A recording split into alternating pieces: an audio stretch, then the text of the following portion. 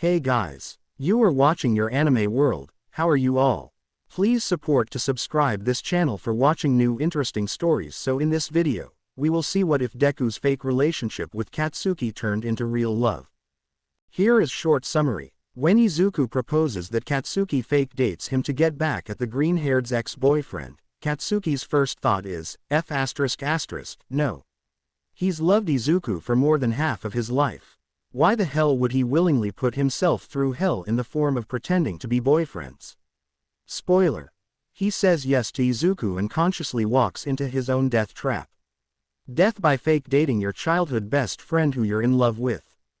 But before we start, if you want more stuff like this, then be sure to subscribe and like this video.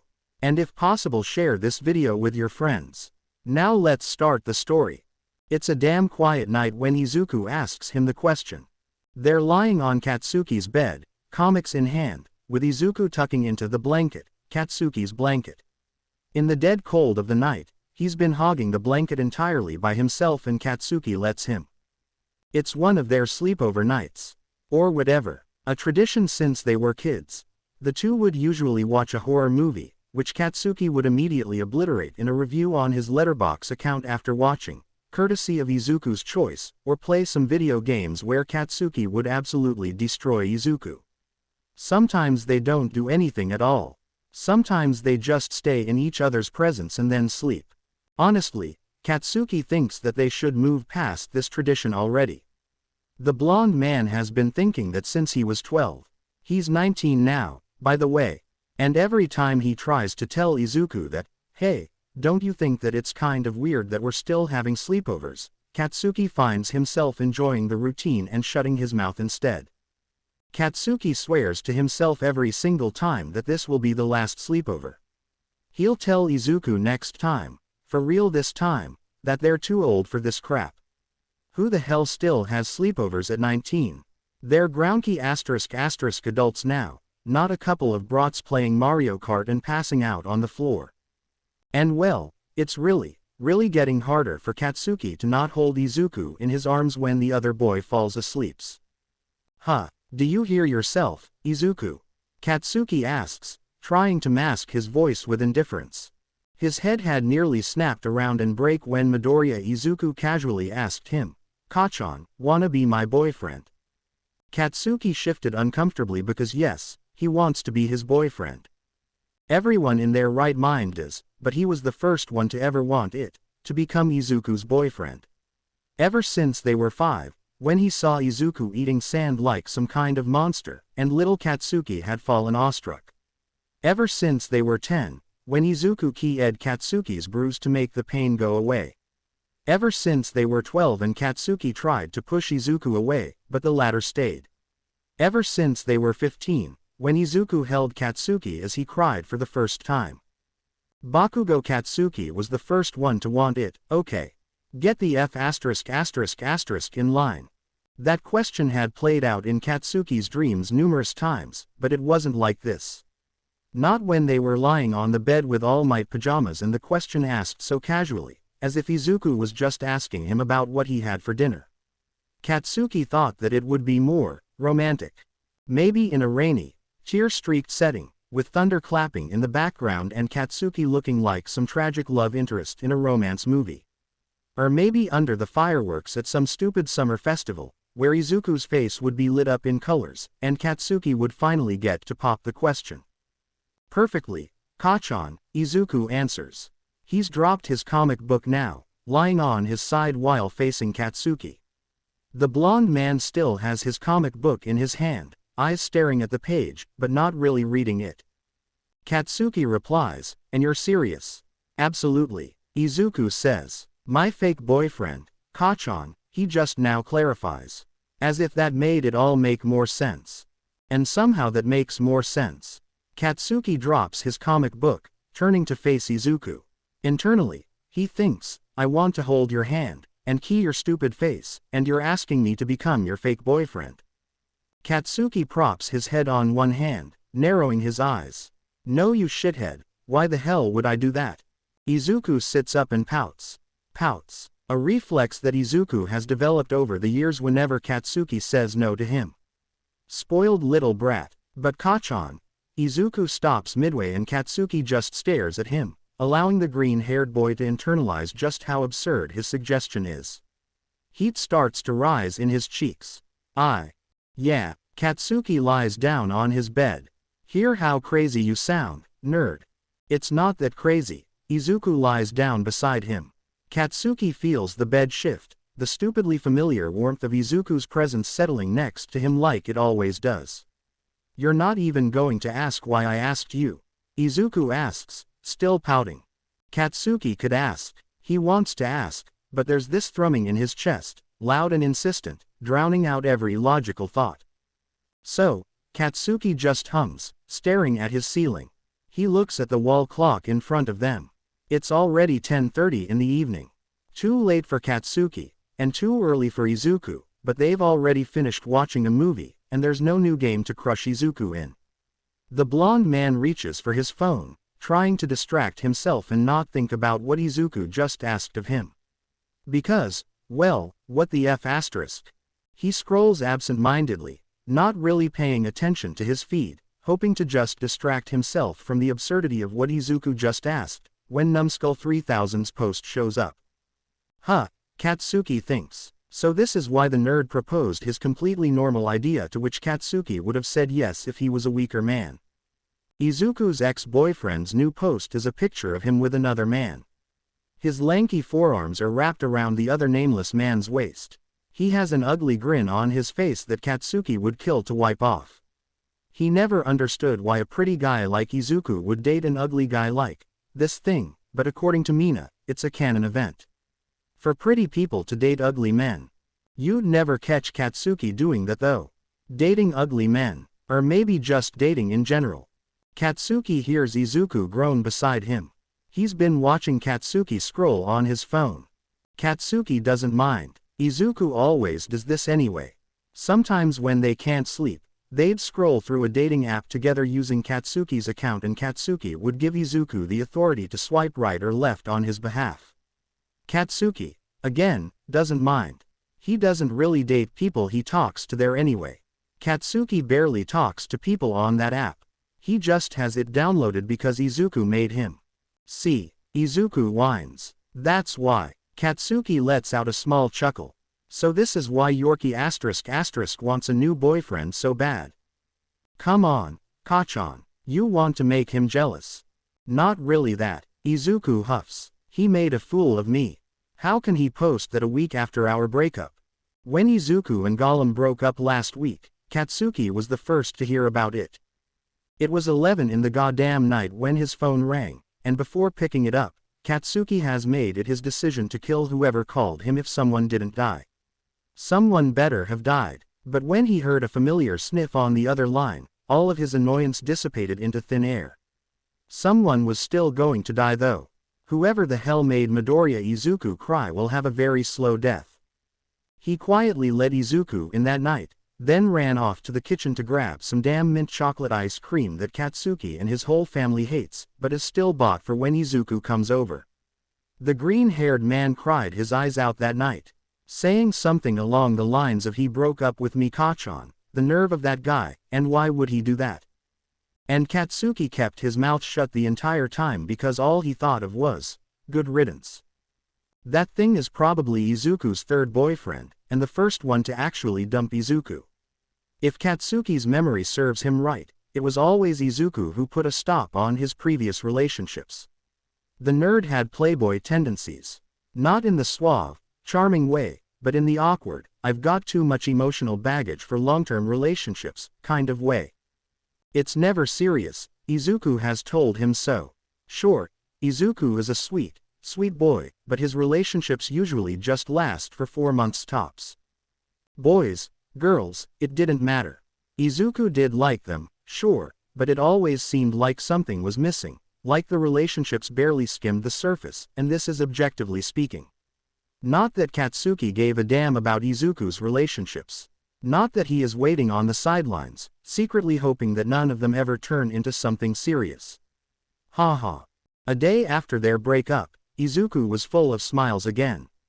He definitely just cried because he was dumped for the first time in his life, and Katsuki knows that the boy wasn't faking his smile. So yeah, it was not really serious with Gargamel. Katsuki says, "Your pride's hurt." It wasn't really a question, but a statement.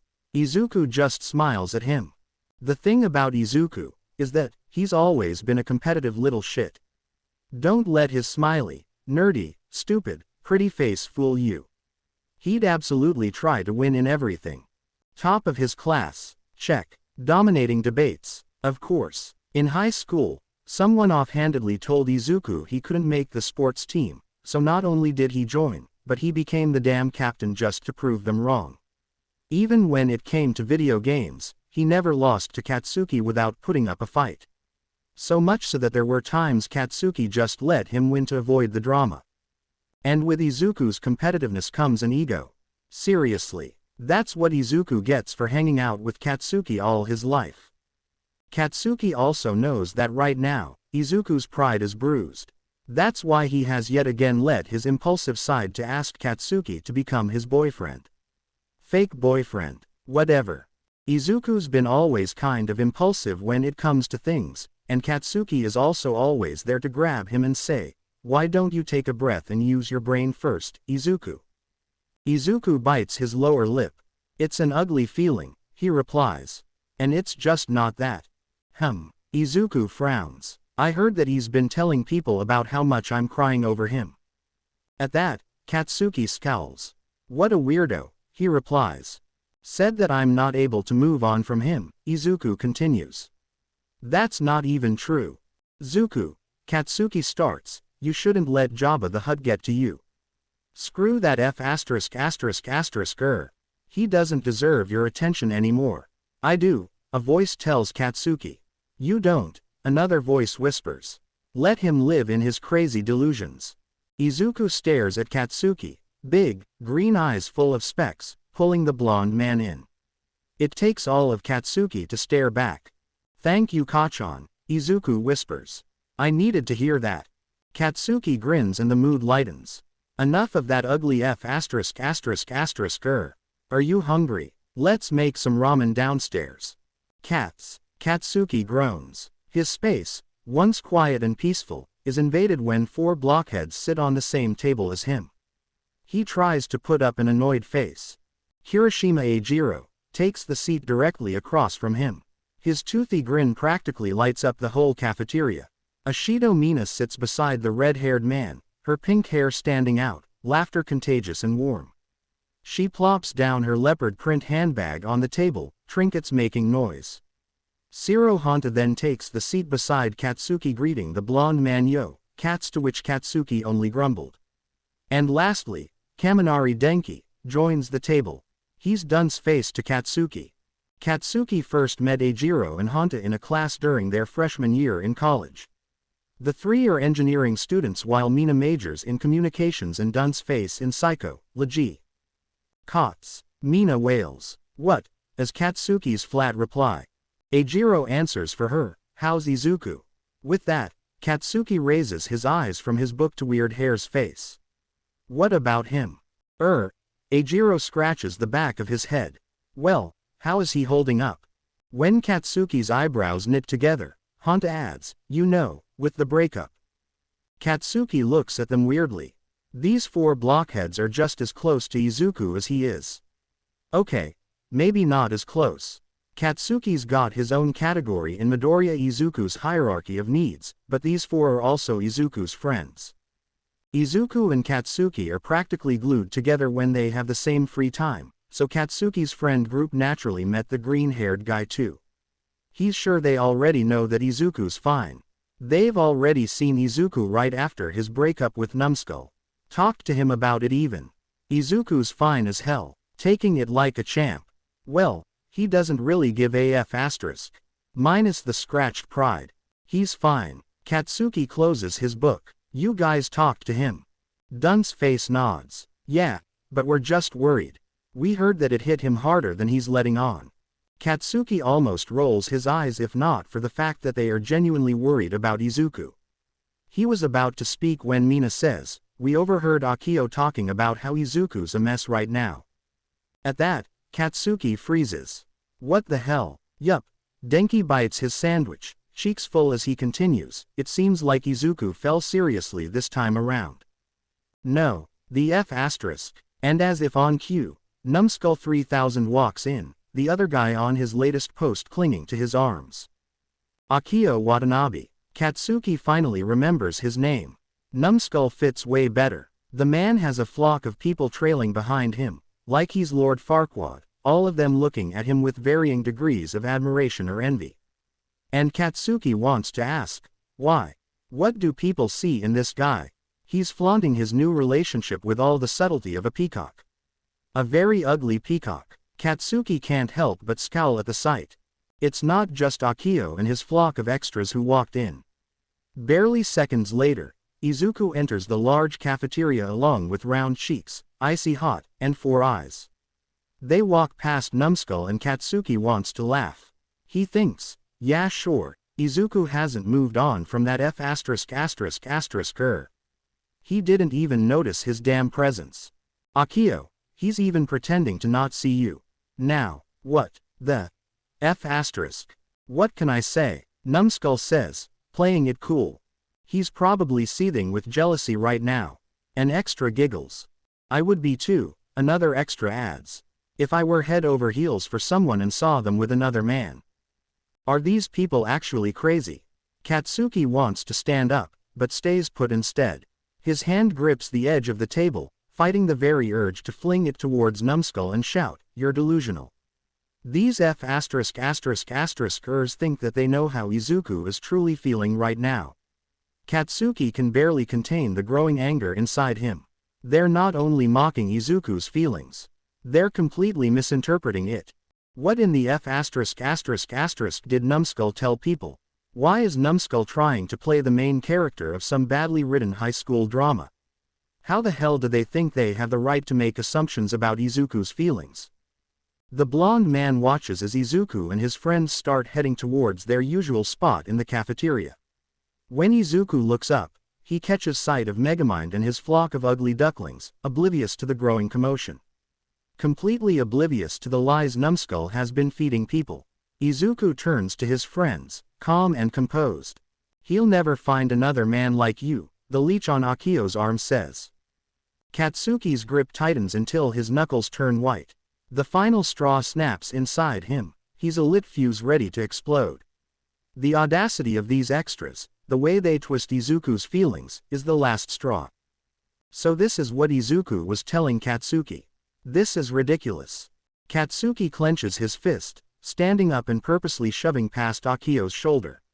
Move, he snaps, voice low and dangerous. What the H? The cafeteria falls silent as Katsuki shoves Akio. The extras exchange uncomfortable glances. One of them tries to grab Katsuki, but the blonde man just continues his stride toward Izuku's table.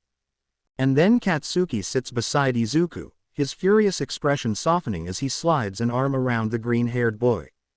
Katsuki greets, "Hey, baby. What the F asterisk? What the F asterisk? What the F asterisk asterisk asterisk am I doing?" Katsuki thinks. He sees Izuku's eyes widen in surprise, only for a few seconds. Katsuki feels his palms start to sweat. The blonde man keeps his arms around Izuku, tightening his hold as if to say, "Oi, I agree with whatever the F asterisk asterisk asterisk you proposed last night," or simply wanting to feel more of Izuku. He doesn't really know. Izuku leans toward Katsuki, soft lips brushing against the latter's cheek. "Hi, Kachan," is all he says. Chapter text. Katsuki knows that he's the opposite of calm. People are vexing, and Katsuki is a ticking bomb that's always ready to ignite.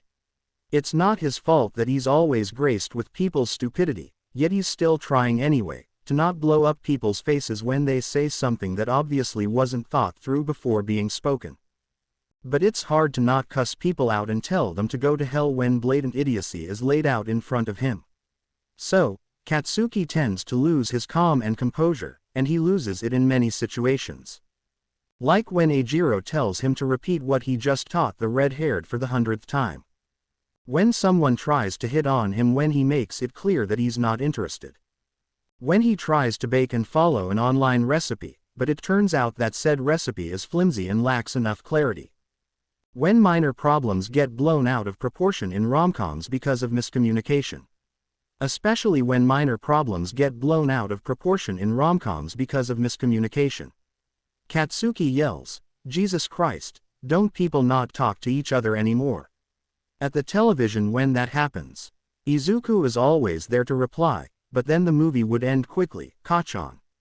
Speaking of Izuku, that guy also has a knack for making Katsuki lose his composure.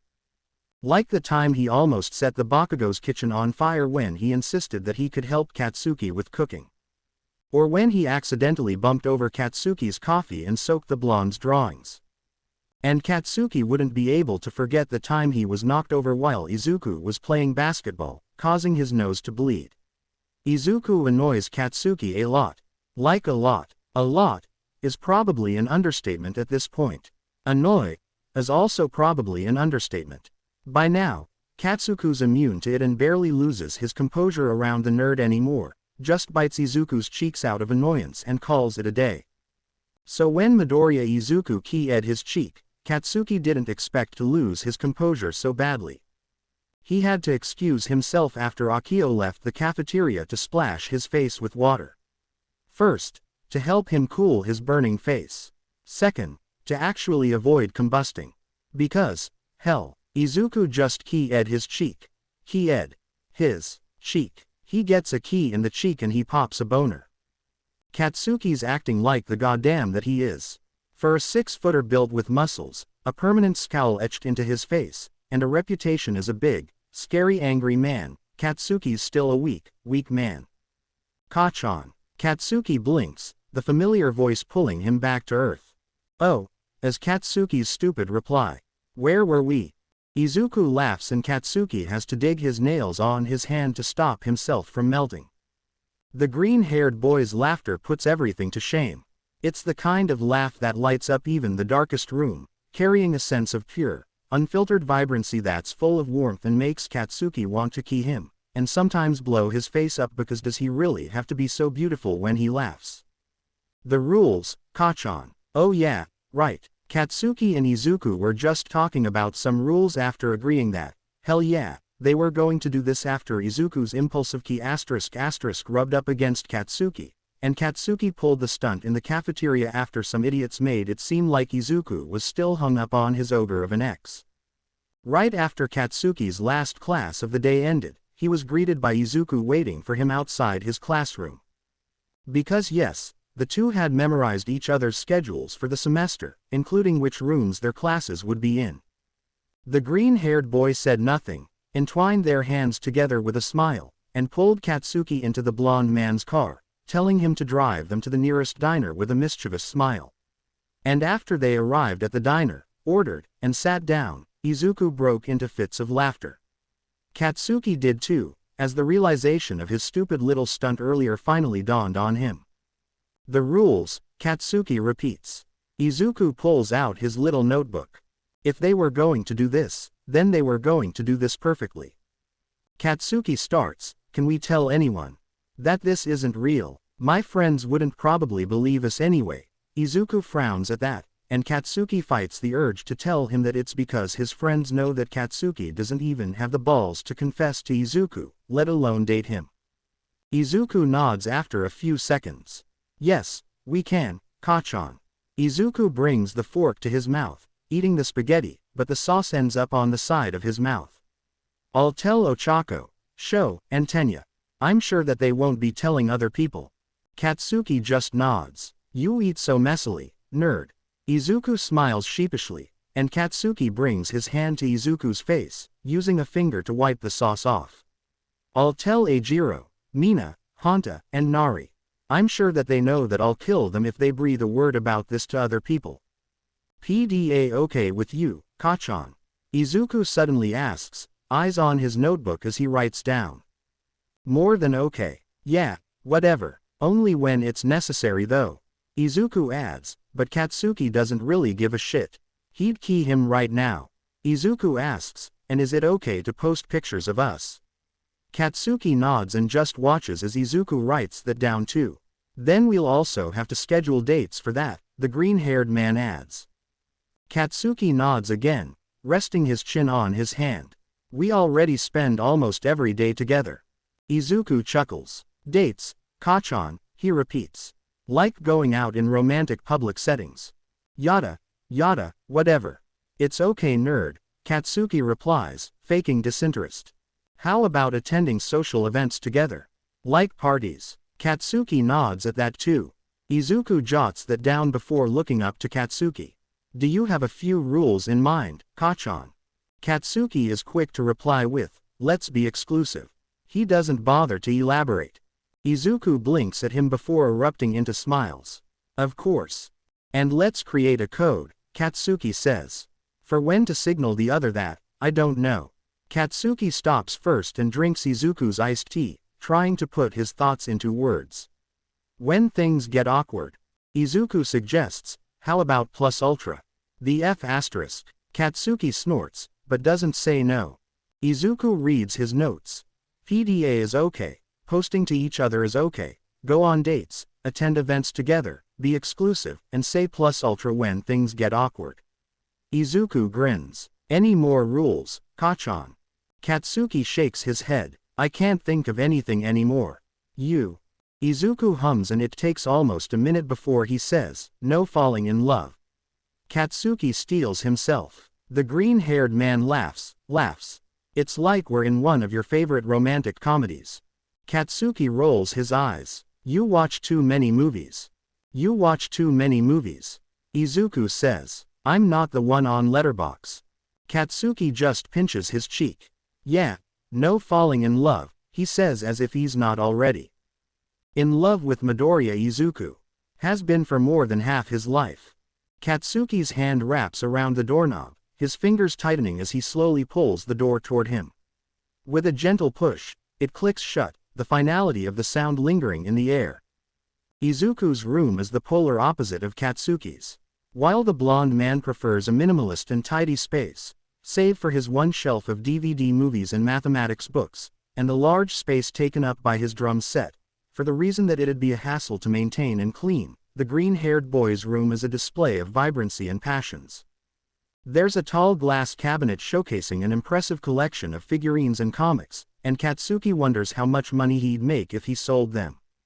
There's also a collection of video games from which Katsuki usually picks to play with Izuku in his room. Hanging on the walls are All Might and Spider-Man posters, and in the corner of his room is a basketball hoop from when Izuku played as a strong point guard during high school. His agility and ability to read the other players made it annoying for people to face him on the court. Every surface of the room seems to be cluttered with Midoriya's enthusiasm and love for all things. On Izuku's desk lies a pile of notebooks filled with journal entries that Izuku has been writing since forever, random debate arguments he has thought of hours after the debate ended, and occasionally Katsuki's drawings. The newest addition on the table is Izuku's note from earlier, and at the very top reads, How to fake date your childhood best friend in 10 days. We're only going to fake date for 10 days. Katsuki has asked back in the diner. Izuku replied, I don't know for how long. Just named this list like this because it's your favorite movie.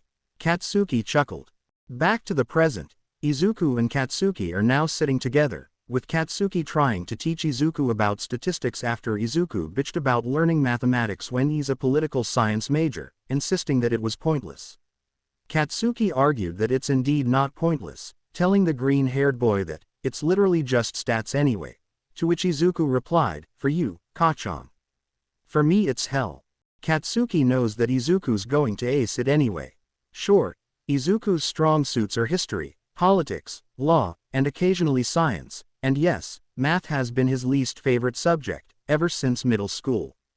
But it's not like he's dumb about it. He's hella smart, and Katsuki is sure that Izuku will get the hang of it. He always does, even if he has to complain about it every step of the way. So, Katsuki leaves him multiple practice problems to solve, scrolling through his phone as he waits for the green-haired boy to finish answering when a message from his group chat appears. Pinky, so are we gonna address the elephant in the room? Weird hair, cats, dunce face. He's always been more like a feral dog with a bad attitude. You, what, Pinky, you and Izuku, hello. Katsuki, then again, remembers his little stunt and fights the blush that threatens to appear on his cheek. Oh yeah lol, it's fake, and don't tell anyone else or I'll kill you all. Dunce face. Question mark question mark question mark question mark question mark question mark question mark. What? Soy sauce face. Huh. Isn't it obvious? Soy sauce face. It is lol. 3. But how'd you guys end up in this situation? Akio. Weird hair. Oh, Pinky. Oh, man's been spreading lies about our Izu-chan, huh? Dunce face. I don't really get it guys. What's Akio's gotta do with this? Pinky. Akio's going around telling people about how sad and not over him Izuku is. So now Katz and Izuku are fake dating to get Akio off Izuku's ass. Correct. Yes. Dunce face. Whoa. Yurki really watches too many romcoms Katz.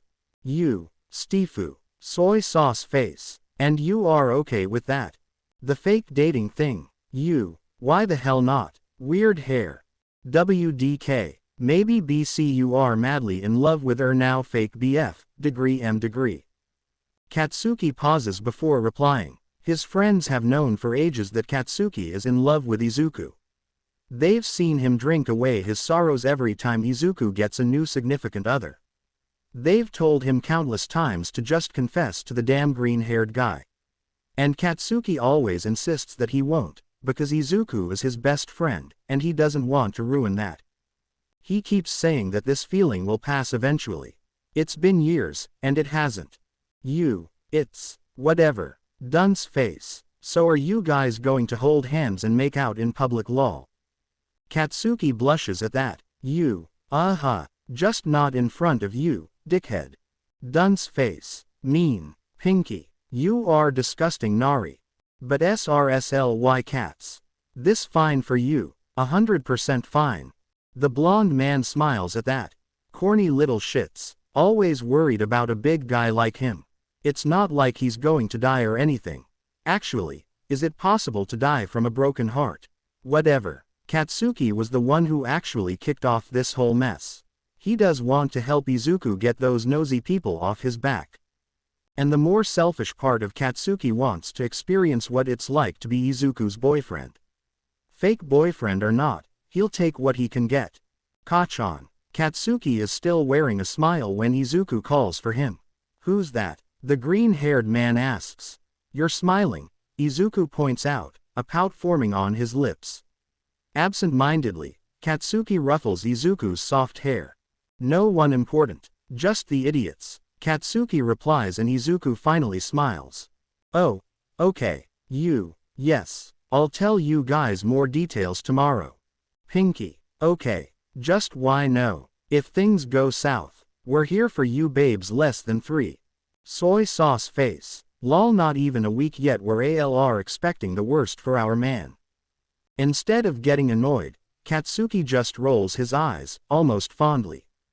Weird hair. Hang in there, Katz. You finished answering? Katsuki asks, to which Izuku nods. Yup. Izuku's phone dings and he glances down at his phone to read the message. Huh, he murmurs. Katsuki leans slightly toward Izuku. What is it? I told my friends on the drive way home about the truth. They said that they ran to Akio and his friends just now. Izuku's eyebrows furrow and Katsuki presses a finger to uncrease the lines on his forehead. They're not buying it, Izuku answers, showing Katsuki his phone screen. Katsuki reads the messages from Izuku's group chat. Sho says Akio and other people are skeptical about us. The blonde man looks into Izuku's eyes and truly, deeply realizes that after this act, things are unlikely to ever stay the same. Katsuki smiles anyway. Then let's put on a show. Chapter text. It hasn't even been a minute since Katsuki and his friends arrived at the lecture hall and sat down when a flock of extras made their way over, bombarding Katsuki with questions about him and Izuku. Words travel fast, and the relatively small population of their university is buzzing with curiosity about the two. Katsuki doesn't even know who to answer first, doesn't want to answer anyone at all. People are relentlessly firing off questions, asking whether the rumors are real, how they got together, and if he was the reason for Izuku and Voldemort's breakup. Katsuki scowls at that and contemplates blowing up right there and then. Honta grins at the people, referring to the forming crowd as, ladies, ladies, and tells them to calm down. He laughs at the spectacle but notices that Katsuki's infamous patience is wearing extremely thin, so he steps in with Eijiro, telling them to give their friend a break and that Katsuki will entertain them after the lecture. Katsuki looks at them and frowns. No, the F***, Katsuki thinks. Reluctantly, the crowd starts to dissolve, whispering among one another. Why the F*** are people so goddamn nosy? Katsuki grumbles, eyebrows pinching together in annoyance. Eijiro and Honta just laugh at the blonde man, annoying Katsuki further. What? Dude. Eijiro looks at him with a bewildered expression like he's some kind of alien. You do know that you're the Bakugou Katsuki, right? If Katsuki wasn't already confused, he'd smirk and reply, F***, yes, I am, at the ego stroke, but he just gruffs instead. Eijiro sighs and continues, you know. That one hot blonde engineering guy who played drums for the winning band during the Battle of the Bands last year. Mr. could get anyone but never dates. Mr. Face of the brand Dynamite. Katsuki rolls his eyes. I modeled for like 2 times. Honta grins and smacks his back. Point is, UA is huge as hell, but its student population is sparse, he says, referring to how small the chance is to get accepted at their university. Basically, everyone's bound to know someone as conspicuous as you so. What the F*** is that? Eijiro whispers to Katsuki. Katsuki answers, highly noticeable, you idiot. Eijiro's mouth forms an, oh. He's been really hanging out with that lit major, huh? Shoto. Honta rolls his eyes at the two, but the tip of his ears reddens. Anyway, you're hot, famous, and have never dated anyone before, so people are guaranteed to be intrigued. Intrigued. Katsuki repeats and laughs. Formal term for nosy is F***, no. Eijiro chips in, and it's not just you, dude. You're dating the Midoriya Izuku. Like, the guy everyone sees as this polite, kind, good boy. Mr. Perfect. You know, the one who always smiles and helps old ladies cross the street or whatever. Honestly, it's kinda hot. What the F***? Why is his politeness hot? Katsuki almost. Hot. You think his good boy act is hot? He barks out a laugh, the kind that starts deep in his chest and shakes his shoulders. Oh, man, you've got no idea. Eijiro raises an eyebrow, confused but amused. What do you mean? You can't tell me you don't think it's part of the appeal. Like, he's so wholesome. Katsuki snorts, waving him off, because with him, Izuku's messy, stubborn, and way too comfortable.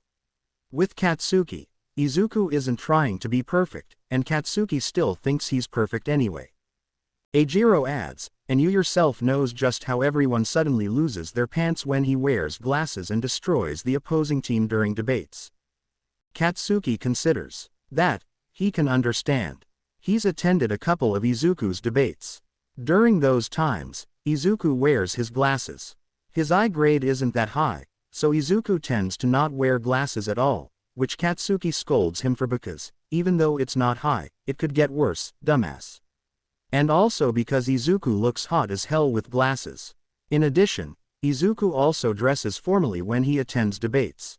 Now, Izuku's everyday wear usually consists of oversized sweaters and wide-legged jeans or jorts. While his wardrobe makes him extremely cute, when he wears a long-sleeved polo and pants that hug his legs, the form that's usually hidden by his everyday clothes becomes more visible. Formal clothes accentuate Izuku's figure, and Katsuki doesn't know whether to get on his knees and thank the Lord or whatever is out there, or to put Izuku back into his oversized clothes because Katsuki knows that what he's thinking is also being thought of by other people.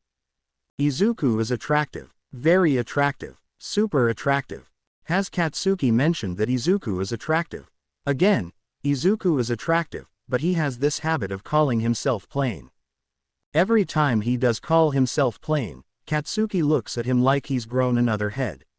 Plain, seriously, with his soft, green hair, big doe eyes, long eyelashes that flutter, freckles that litter his cheeks like stars, Pink lips, that's like asking to be keyed.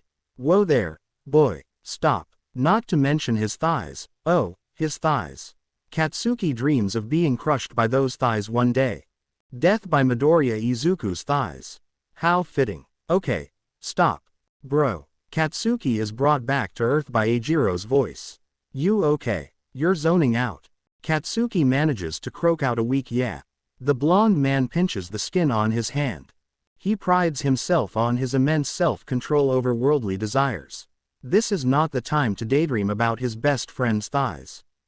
Katsuki reaches for his bag, grabbing his only notebook and a pen, and places them on the long table in front of him.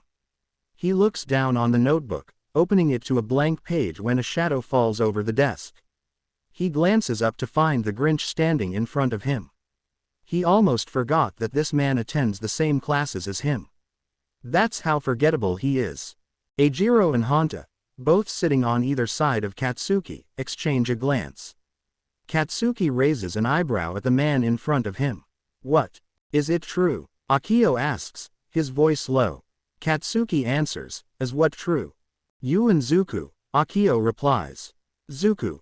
Huh. Katsuki considers the consequences of cutting a man's tongue. Katsuki leans back in his seat, crossing his arms. Yeah, contrary to your little fairy tale, he's not hung up over you and crying over your ugly ass, you liar. Katsuki notices in his peripheral vision that Honta has pulled out his phone, a small smile of amusement on his face as he types away. Katsuki bets that he's updating their group chat and making Mina jealous for missing out on the drama firsthand, or so they say. On the other hand, Eijiro's gaze shifts back and forth between Katsuki and Akio, concern painted on his face. Not concern for Katsuki, but concern for Akio. The red-haired man knows just how much Katsuki's fists can hurt. I'm not buying it, Akio shoots back. Katsuki frowns. I don't need you to buy it, dumbass. Well, just some other people. How did you two even become a thing? It's really none of your business, is Katsuki's reply. Mentally, he takes note to tell Izuku that they forgot to come up with a story about how they ended up together. Katsuki hopes that Akio doesn't push it further. Numbskull just looks at him for a while, and Katsuki feels his temper rising again. What the F*** is this guy looking at? Akio only breaks their mini-staring contest of hatred when the lecture hall door opens and their professor enters. Before leaving, Akio infuriates Katsuki again with Izuku's dating you. I'm not really buying it. For the rest of the lecture, Katsuki tries to listen, but his mind keeps recalling what Akio said. It's not really what he said, but his tone. Numbskull sounded serious as hell when he told Katsuki that he doesn't believe their fake relationship. Is it really that unbelievable, then, for Izuku to date Katsuki? Akio knows that Izuku and Katsuki are best friends. Everyone knows that they are best friends. So is Akio really that confident that his ex won't ever date his best friend? Has Izuku said something about their relationship before that made Akio certain that this whole idea is unbelievable? Or is this just how their relationship is perceived by outsiders? Katsuki shifts uncomfortably in his seat. He's overthinking again. The nerd has really rubbed off some of his tendencies onto Katsuki. He's overthinking and feeling insecure. His mind is clouded with thoughts of Izuku. Izuku with his brightness, Izuku with his smile, telling Katsuki that he's the greatest, and that Izuku's so happy that they're best friends again. Izuku who's always proud to tell people that they're best friends. Izuku who introduces Katsuki to everyone he knows as his best friend. Best friends. That's all they ever will be, nothing more. So, of course, people are bound to think the same. Izuku and Katsuki are best friends, nothing more. They'll never date, won't even consider it. Not a chance. The very thought sends a pang to Katsuki's chest. Is it really that impossible? Even Katsuki himself doubts that he deserves to be best friends with Izuku. Someone as bright as Izuku and someone as angry as him. Katsuki bites his lip. He has shut away these thoughts long ago. Thoughts of him being undeserving to stand by Izuku's side, let alone become something more. Katsuki thinks that it's more fitting for him to chase after Izuku at the back, a position he feels more comfortable in. Like a moth chasing a flame, drawn to its brilliance, but knowing to never be truly close to it. Katsuki groans and pinches the skin on his hand, forcing himself to regain focus.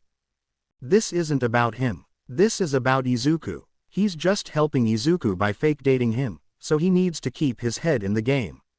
So what if Numbskull doesn't think that Izuku and he are dating? He should just act like a movie actor and convince other people, even if they think the same thing as Numbskull at first. The important thing is that they'll be convinced eventually. This isn't about Katsuki's little feelings. He's not going to get hurt by other people's perceptions. When the lecture ends, people are quick to flock around Katsuki again, and the blonde man shuts off the gnawing self-doubt he's feeling. Katsuki shoots Honta an annoyed look, and Honta just grins at him like an idiot. Katsuki, for the most part, continues to ignore the questions being asked. When someone invites him and Izuku to a party, though, his ears perk up quickly, and he tells the guy, "Sure, we'll come." Katsuki clenches his fist and regains focus. Again, this is not about him. This is about Izuku, and Katsuki will make sure that these extras look at Akio weirdly the next time he tells them that Izuku's not over him. After Katsuki's class, he meets up with Izuku at a cafe near their university. As Katsuki enters the cozy space, he immediately spots the green-haired man. Izuku waves at him enthusiastically. "Kachan, over here," Izuku calls as he sees Katsuki. His smile is a bit too brightening. Katsuki's heart skips a beat. Katsuki slides into the booth next to Izuku, opting to sit beside him rather than across the table. "Hi," he greets, voice soft. "Hello, Kachan," Izuku replies warmly. "You haven't ordered yet?" Katsuki asks as he notices the empty table. When Izuku shakes his head, Katsuki nods and says, "The usual." Izuku gives him a confirming nod and Katsuki gets up to order a red velvet cake for Izuku and a chocolate cake for himself. Izuku often says that Katsuki's pastries are even better than what the cafe offers. Katsuki relishes in that. He had originally learned to bake to satisfy his own sweet tooth, but seeing the delight in Izuku's eyes when he eats Katsuki's creations has motivated him to perfect his baking skills further. When the food arrives, Izuku takes a picture first before they begin to dig in together. The atmosphere of the cafe is truly comforting, a reason why this place is a favorite of theirs. Izuku begins to recount his day and Katsuki listens attentively. This is a regular thing of theirs that Katsuki has grown to love a lot. He's eating cake, his favorite, with the love of his life, Izuku. Katsuki could die here right now and he'd die with a smile. Izuku puts his fork near Katsuki's mouth, offering him a bite of the red velvet cake. Katsuki takes a bite and says that it's delicious. Izuku, ever so thoughtful, cuts a piece of red velvet cake to share with Katsuki, knowing the boy's love for sweets, and when Katsuki tries to do the same thing, Izuku just smiles at him and says that he's not that hungry. Thoughtful sweetheart. Katsuki almost forgets what they are truly here for. He sets his utensils down. He texted Izuku earlier that they should come up with a story of how they ended up together. Izuku, about our story. Oh, Izuku exclaims. I almost forgot. Our story, huh? He then begins to mumble to himself and Katsuki watches, a small smile forming on his lips, enjoying Izuku's habit of rambling. He watches fondly for a moment before saying, Oi, you're muttering again. Izuku chuckles and apologizes. Have you thought about any ideas, cock? Midoriya. Katsuki glances toward the source of the voice and sees a gray-haired man. Was it Tetsu? Katsuki remembers him as Eijiro's friend. He's accompanied by 3 other people. One is a blonde guy, and the other 2, Katsuki recalls, he saw with Akio last time. Wow, you're really dating Bakugou, huh? The gray-haired man says as if fascinated, eyes widening in genuine surprise. Katsuki doesn't know what the hell is up with this guy. Izuku plays it coolly and just nods. Well, we certainly didn't believe it at first, but seeing you guys when we entered the cafe, yup. Definitely dating. Izuku just lets out a soft chuckle, seemingly confused. Can we sit here? Tetsu asks. No, as Katsuki's reply. Sure, Izuku answers. Katsuki looks at Izuku, and Izuku just stares back at him as if saying down, boy. Katsuki huffs in defeat. Izuku's always been an extrovert. The four extras share a glance, and Katsuki fights the urge to ask them what the hell are they looking at. When Tetsu and the others sit in front of them, the blonde man is quick to ask, "So, how did you two end up together?" They both freeze. Well, there goes their plan of crafting a flawless story about how they ended up together. A story that was supposed to be seamless, with no loopholes, designed to endear everyone, and make them believe that the two were truly dating and deeply in love, leaving no room for someone like Darkseid to interfere. Izuku dumbly says, ah. Katsuki fights the urge to tell these people to off. Everyone is so goddamn nosy. Izuku looks at Katsuki, his green eyes slightly wide, clearly asking for help. Katsuki sighs. The blonde man racks his brain for something, anything convincing, but he can't come up with anything at all, so he chooses the simplest answer he can give. "I confessed," Katsuki replies, breaking the silence. When the four extras just stare at him in surprise, he says, "I've always liked Izuku." It's a simple explanation, but the look the four people have after he says those words are a mixture of surprise and something softer, and Katsuki is just as surprised as the four are. He knows his mouth has a tendency to run, but he's still shocked by how effortlessly those words slipped out, as if the truth had been waiting to be spoken. Katsuki then looks at Izuku, trying to keep his face cool. When he sees the tiniest surprise in Izuku's eyes, Katsuki is then hit by the jolt of his confession. His heart begins to race. He'd always imagined confessing to Izuku, but never like this, so he tried to say it with a voice that would mask any vulnerability, but the reactions from the five are more intense than he anticipated. Katsuki starts to feel exposed. The four turn to look at Izuku, awaiting what the other man has to tell. Days after Akio and I broke up, Kachan confessed, drunkenly. Katsuki's head turns to face Izuku. Drunken confession. Was he referring to the last rom-com they watched? Definitely, maybe, and he tells Katsuki that the blonde man is obsessed with romantic comedies. Katsuki tries to not laugh. Izuku continues, "And this is going to sound bad, but I've liked Kachan long before I even started dating Akio." At that, Katsuki starts to feel a lump in his throat. Katsuki's heart is still racing. It's beating so loudly that he's scared that everyone in the table can hear it. It's not real, Katsuki thinks to himself. But to be honest, Kachan's not really the reason why Akio and I broke up. One of them asks, "Why then?" "Well, Akio and I weren't as compatible as we thought.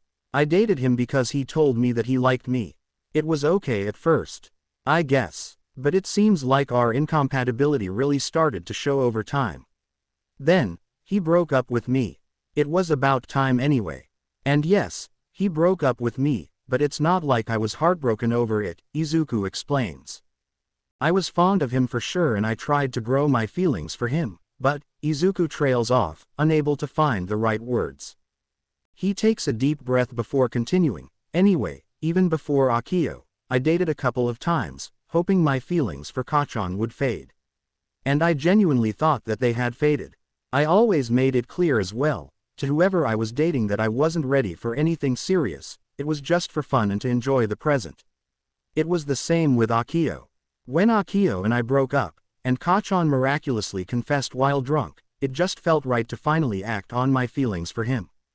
Izuku chuckles. "Sorry, I probably sound like a major asshole." Katsuki doesn't say anything and keeps his gaze steady. He doesn't look at Izuku. He won't look at Izuku. Not when his heart is beating like crazy. "So you kept your feelings locked away, thought they had vanished, dated other people, only to realize again that your feelings for Bakugou never went away." Izuku's cheeks reddened. "That's the short explanation," Izuku replies. "Sorry." The table falls silent, absorbing Izuku's heartfelt explanation. After a moment, Tetsu breaks the silence with a reassuring smile. "Nah man, you're good. Very asshole why, but very romantic, still." The black-haired girl speaks, and Katsuki remembers her as one of Akio's friends. Seems like Akio's been lying about how you're so heartbroken about him. You don't look not over him." Tetsu chimes in, "Yeah. Akio's always been prideful, maybe he made those stuff up." The girl nods thoughtfully. Sorry Midoriya. I really thought that you were some kind of obsessed freak of an ex, with what Akio's been telling people. She looks at Izuku with a sheepish smile. But your story's romantic, despite it all. Managing to find your way towards each other, ending up where you were truly meant to be in the first place. Katsuki almost snorts at the idea. That'd be real beautiful. After the conversation, the group heads to another table to eat, leaving Izuku and Katsuki alone in their booth. As the two watch the group settle into their new spot, Katsuki glances at Izuku. Their eyes meet, and they exchange a knowing smile. Izuku laughs softly, eyes crinkling. Katsuki's heart is still hammering like crazy. Izuku says in a low voice, "That was the best I could come up with.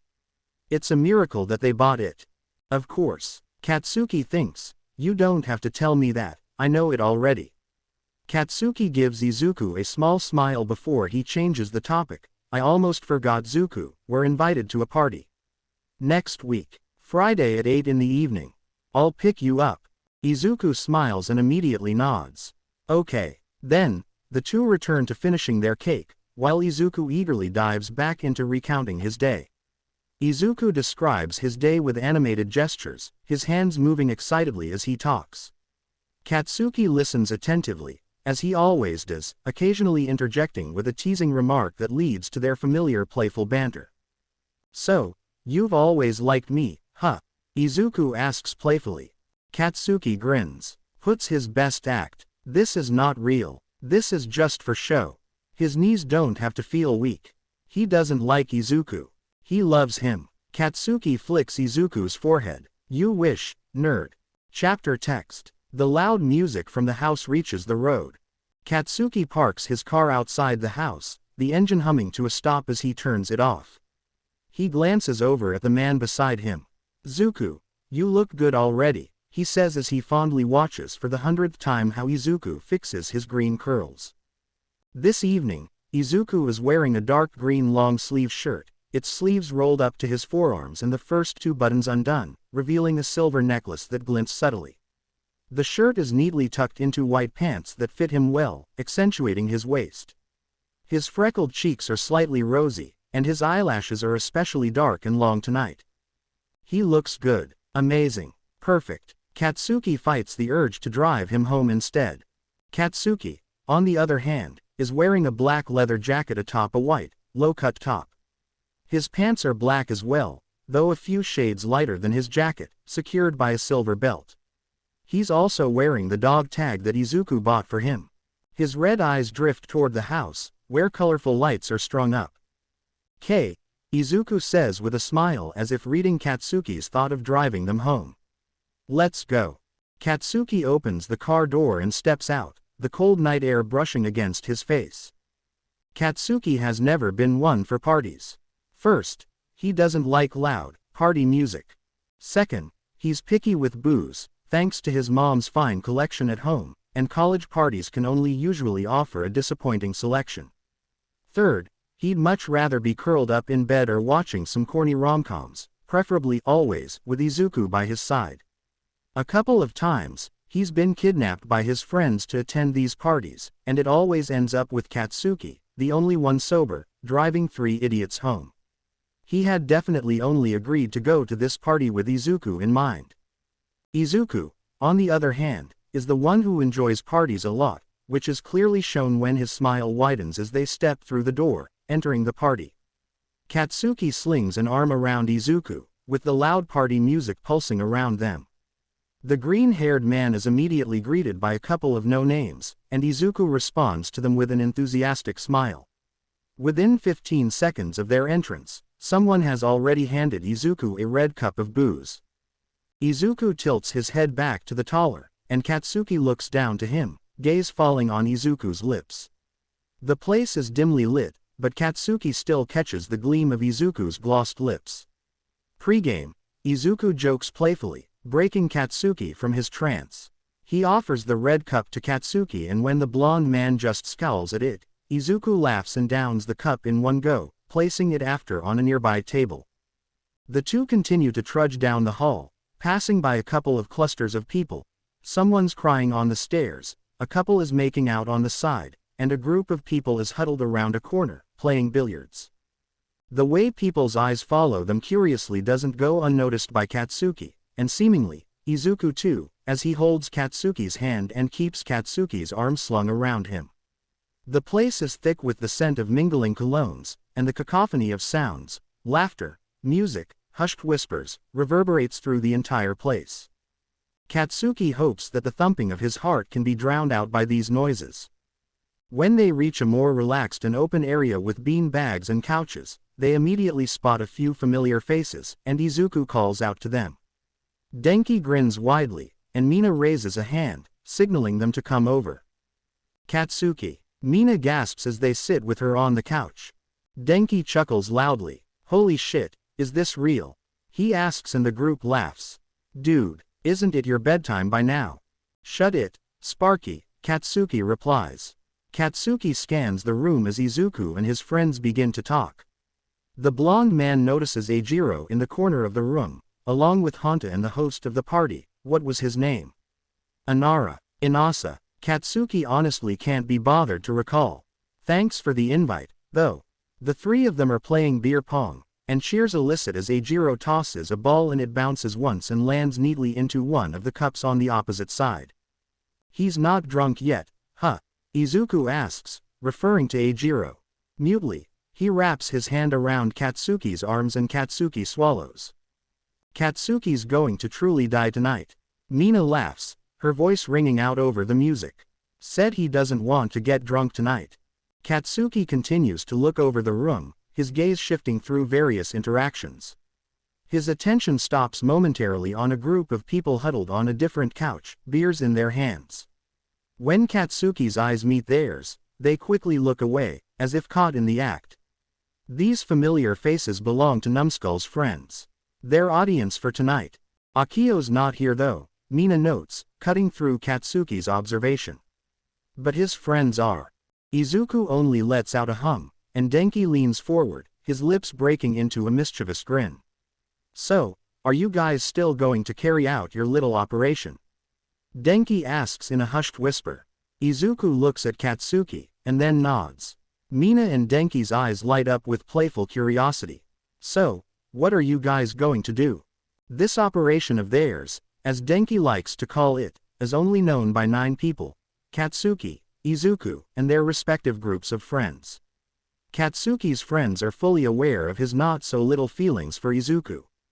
Despite Katsuki telling them earlier in a group chat to mind their own business, he knows they've likely already schemed something for tonight. Izuku answers, well, stick close to each other the whole time. Be clingy. Mina lets out an as if Izuku's answer didn't satisfy her. She raises his eyebrows at Katsuki and the blonde man only rolls his eyes. What the F*** else? The pink-haired girl clicks her tongue. You guys aren't very good at this, huh? She shakes her head animatedly and Denki nods. When Izuku asks for her suggestion, she grins like a wild cat, like a predator catching her prey. I don't know. Dance with each other. Talk with other people, make out in front of them. She answers easily, smoothly as if the answer was obvious from the start. Mina looks at Katsuki and teases, what the F*** else? Katsuki almost spits out the water he wasn't even drinking, his face turning red with a mix of surprise and embarrassment. He doesn't look at Izuku. Izuku only laughs. We're going with casual tonight. So far, they've been fake dating for over a week now, and everything has been going smoothly. They've gotten into the rhythm of their act, spending time together in ways that feel natural to those around them. Though they both have their moments of nervousness, particularly Katsuki, who remains on high alert to keep up the facade, they've managed to pull it off with minimal awkwardness. Yo, cats, Izuku. Eijiro greets them, appearing tipsy and looking like he's already done playing beer pong. And then again, cats. Katsuki fights a laugh. Man, good to see you all here. Honta's still there. Eijiro points at the drinking black-haired man. Izuku greets the red-haired man as he leans his side to Katsuki, and Eijiro turns to Mina and flashes the girl with a broad grin, their conversation drowning in the background. Mina gently pats Eijiro's face with a hanky, wiping away the sweat as Eijiro smiles at her softly. Katsuki moves a little bit to make way for Eijiro, but the couch looks like it can only fit 3 people in it. Denki is lounging on a bean bag beside it, looking comfortable and relaxed. Katsuki can still feel people staring at him. At them. Fine. He'll give them a show, alright. Izuku, want to sit on my lap? Katsuki asks. Denki, honest to God, lets out a whistle, his eyes widening in playful shock. Mina squeals with delight and both Eijiro and Izuku blinks at Katsuki in surprise. The green-haired boy's gaze shifts around the room, taking in the attention they're receiving. A few pairs of eyes linger on them, clearly intrigued by Katsuki's bold offer, and then Izuku finally spots them. Wordlessly, he lowers himself on Katsuki's lap. Thanks, man, Eijiro says, sitting beside Mina. Katsuki hums in response, his focus on the comforting weight of Izuku on his lap. He didn't really do it for Eijiro anyway. Katsuki's arms instinctively wrap around Izuku's waist, anchoring him comfortably. The movement draws a few appreciative glances and more amused reactions from their friends. Shut the F*** up, Katsuki says. No one was even saying anything, Kachan, Izuku says as he rests against Katsuki's chest. So much for casual, Kachan, Denki sing-songs. You're dead, Pikachu, Katsuki replies. As the conversations carry on around the group, the lively chatter and laughter blur into the background, forming a cozy, intimate space amidst the party's chaos. Izuku's talking lively with Mina, while Eijiro hands them both a drink. The red-haired knows enough to not offer Katsuki one, but he still tries to tempt him with one of Katsuki's favorites, a sweet concoction he knows he likes that's commonly not offered in college parties. Katsuki turns him down with a mutter about how he's driving Izuku home later. Katsuki waits for someone to arrive, but it really doesn't matter anyway. That someone's friends are still looking at him and Izuku, whispering to one another. Again, he meets the gaze of one of the onlookers and this time, the extra doesn't falter his gaze immediately. Katsuki returns the stare, hard and unflinching. Izuku, as he continues his conversation with the others, starts to play with Katsuki's hand. Katsuki's hands are softer compared to Izuku's, but they're also much larger. Izuku runs his fingers over Katsuki's hand, and Katsuki silently pleads to the gods for a lightning bolt to strike him right then and there. This misery is so sweet. Tonight, his resolve is clear. He needs to make this believable. The quicker people are convinced, the quicker they can get out of this. Katsuki isn't sure how he feels about that, but he knows that he needs to make this situation of theirs as short as possible. For Izuku, Katsuki may be getting something out of this, a fleeting chance to play pretend with Izuku, the object of his years of longing and desire, but all Izuku wants is to get people off his back. As the blonde man adjusts his hold on Izuku's waist and engages in the occasional conversation with their friends, he occasionally keeps an eye on the group in the corner. Before arriving at the party, Katsuki had talked this over with Izuku. The green-haired man had made it clear that they didn't need to do anything flashy, nothing that would make them look like try-hards. Katsuki agreed, and they settled on a plan that involved simply portraying themselves as a couple who were comfortable and at ease with each other. Of course, in front of their audience. Their interactions are meant to be subtle but convincing, a reflection of a real relationship rather than an exaggerated display. This is planned, thought through, calculated even. That doesn't make Katsuki's heart race any slower though. When Mina and Eijiro leave the couch, it's to join Honta in playing another stupid party game. They tell Katsuki and Izuku to join, but the two only shake their heads. Denki stands as well, rising from the bean bag and striding over to a familiar short-haired girl. That leaves Katsuki and Izuku alone on the couch, with enough space for Izuku to finally sit on his own, but the boy only slings an arm around Katsuki's shoulder. The gesture feels natural. They're still looking, Izuku says in a low voice that only Katsuki can hear, the warmth of his breath tickling Katsuki's neck. Katsuki pulls him just a bit closer, still feeling the weight of the stares across the room. Yeah, Katsuki hates how his tone sounds. Weak, vulnerable. He's trying hard, real hard to maintain his composure, but the warmth of Izuku's body that's pressed against him, has his resolve shaking. He can only smell Izuku's cologne now.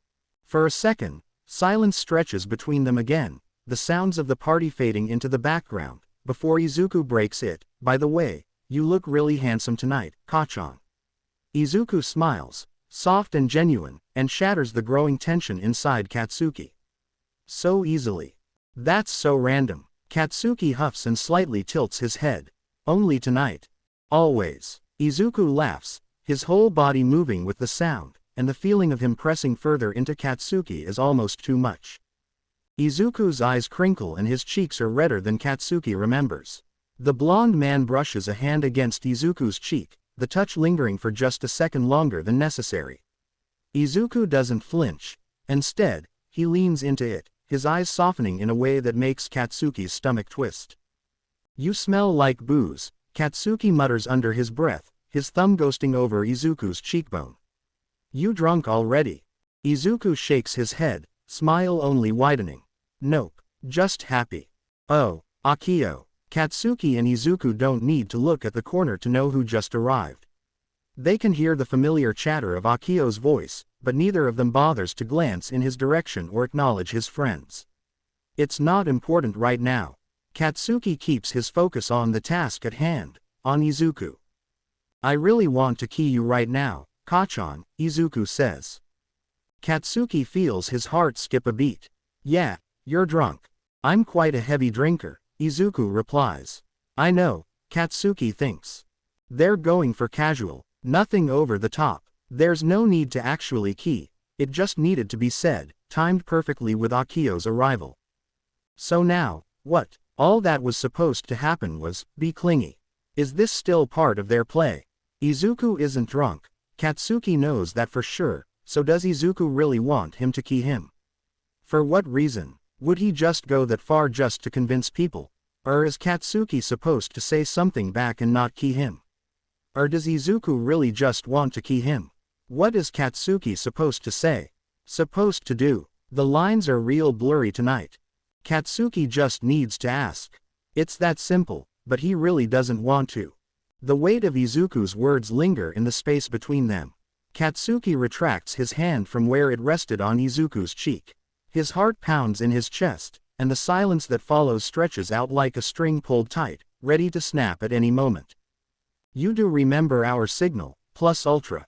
Katsuki lets out a low laugh, tries to lighten the mood and maybe even kill it, but Izuku doesn't respond. Or you can just push me away.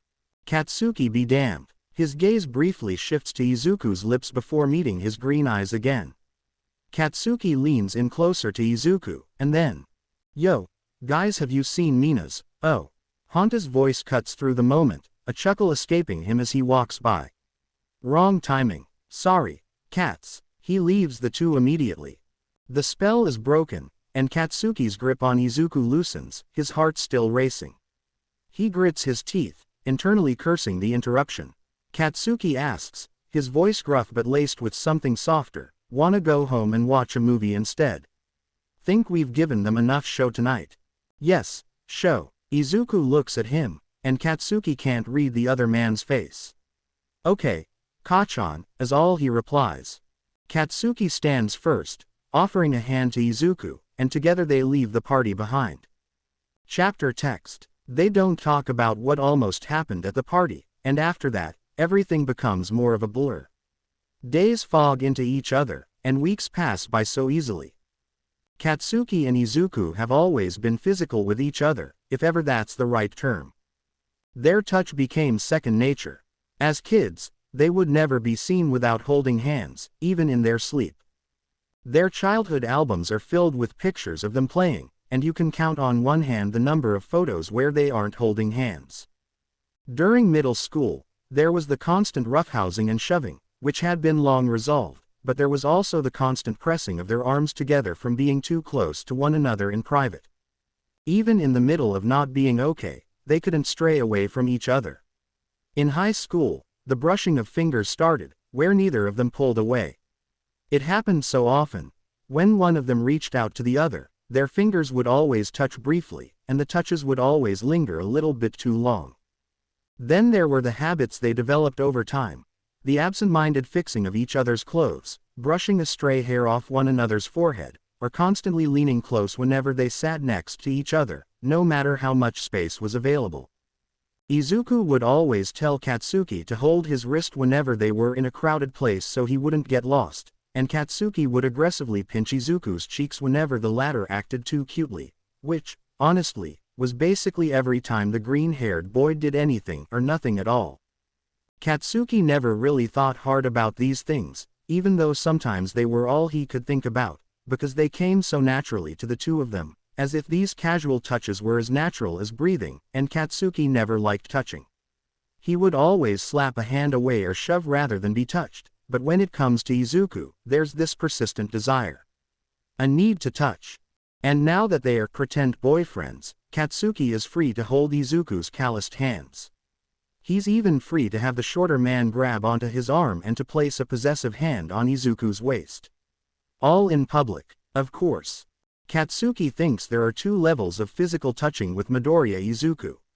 The first level he stupidly calls touches that best friends do, and the other he dumbly refers to as touches that are not casual and not what best friends do. Naturally, the latter must only be done in public. Yup, totally. But after that damned, shitty party, something shifted, and Katsuki has been losing his mind for 2 whole weeks already, not knowing what to call the situation in which these more than casual touches that must only be done in public are also being shared in private, just between the two of them. Katsuki lets Izuku hold his hand after the green-haired boy traces his fingers along his palm, while Katsuki's other hand writes in his notebook as he studies. Katsuki lets Izuku rest his head on his shoulder when they watch a movie. Katsuki lets Izuku play with his hair while he leans back against the green-haired boy, listening to him talk about anything and everything. Katsuki just lets and lets and lets. Izuku doesn't let Katsuki talk about the party, and Katsuki doesn't bring up the fact that no one's looking and that they don't have to do these things. Katsuki's scared that he'll make it awkward when Izuku reacts, and Katsuki finds out that whatever the hell is going on between them is completely normal and that he's the only one who thinks that this is entirely something else. And deep down, Katsuki still wants to take whatever he can get. He wants to touch Izuku and for Izuku to touch him. This bubble they've created, which continues even in private, feels like a goldmine to Katsuki, and he doesn't want to let this go, not just yet. Bakugou Katsuki, Mina starts. You're stupid. Katsuki lets out an ow when Mina hits him in the head with a rolled-up piece of paper. Eijiro gives Katsuki's shoulder a squeeze as the blonde man rubs his head. You need to communicate this with Izuku, man. You're going to die of a heart attack at this point. The red-haired man's voice sounds genuinely concerned. Katsuki sighs, his shoulders slumping slightly. Did you even listen, eh? It's hard to communicate with him when he's avoiding the goddamn topic like the flu. He gestures vaguely with his hand, as if swatting at an invisible problem. Every time I try to talk to him about it, he flees like a moth. Denki clicks his tongue. And you're letting him. Denki chimes and crosses his arms. It's been 2 whole weeks and you're still letting him get away. Pin him down and force him to talk. What, you want me to tie him to a chair and interrogate him? Katsuki's voice drips with sarcasm. Whoa, Honta raises both of his hands. No one's tying anyone to a chair. He laughs nervously. No one's going to be aggressive, capiche? If you're going to talk to him about it, be softer, okay? Katsuki murmurs something like, I know that. Denki says, I think that you're letting him get away every time because you're avoiding it too. Katsuki clenches his fist, short nails digging into his skin. You say that you're trying to talk to him about what happened, but are you really? Because if you were, you wouldn't be letting him slip away so easily. Katsuki stays silent. He wants to deny the accusation, but no words are coming out of his mouth. There's only the gnawing pressure building inside him, heavy and uncomfortable. Katsuki bites the inside of his cheek. Denki's absolutely right. He's been letting Izuku get away because some part of him, the part that doesn't want to face the truth, is relieved not to confront it. Would you really rather die than tell Izuku that, hey, I'm actually in love with you, and the way you're acting with me is making me go crazy? Do you perhaps like me too, or is this just a very casual, very bro-like relationship? Denki's words hang in the air, highlighting the absurdity of Katsuki's situation. It's Katsuki's turn to hit Denki with the rolled paper. I don't think he likes me, Sparky. Denki raises an eyebrow but doesn't say anything, clearly skeptical but choosing not to press further. He was going to key you. Mina retorts. Was he really? Honta sighs. Dude, oh my god, yes. I was there and I have eyes. He was drinking. Jesus Christ. This is frustrating. We all know that he's a heavy drinker. Well, Katsuki, shut up. Katsuki shuts up. We think that it's safe to say that he likes you. Katsuki insists. He doesn't. But what if he does?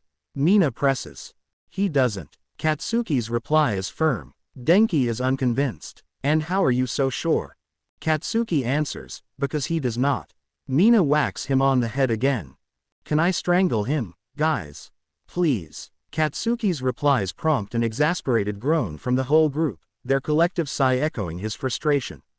Mina throws her hands in the air dramatically and Eijiro pinches the bridge of his nose, letting out a long sigh. Denki flops back against the couch the same time Honta shakes his head in frustration. Well, Katsuki starts, feeling the need to explain himself to his overly optimistic friends. When it happened, or almost happened, Akio was there, you know. It was perfectly timed to show that dick that, hey, we're totally dating, loser. Katsuki adds, and you guys don't see his face when I try to bring up the almost key or whatever the F*** was that to Izuku. He looks scared, man.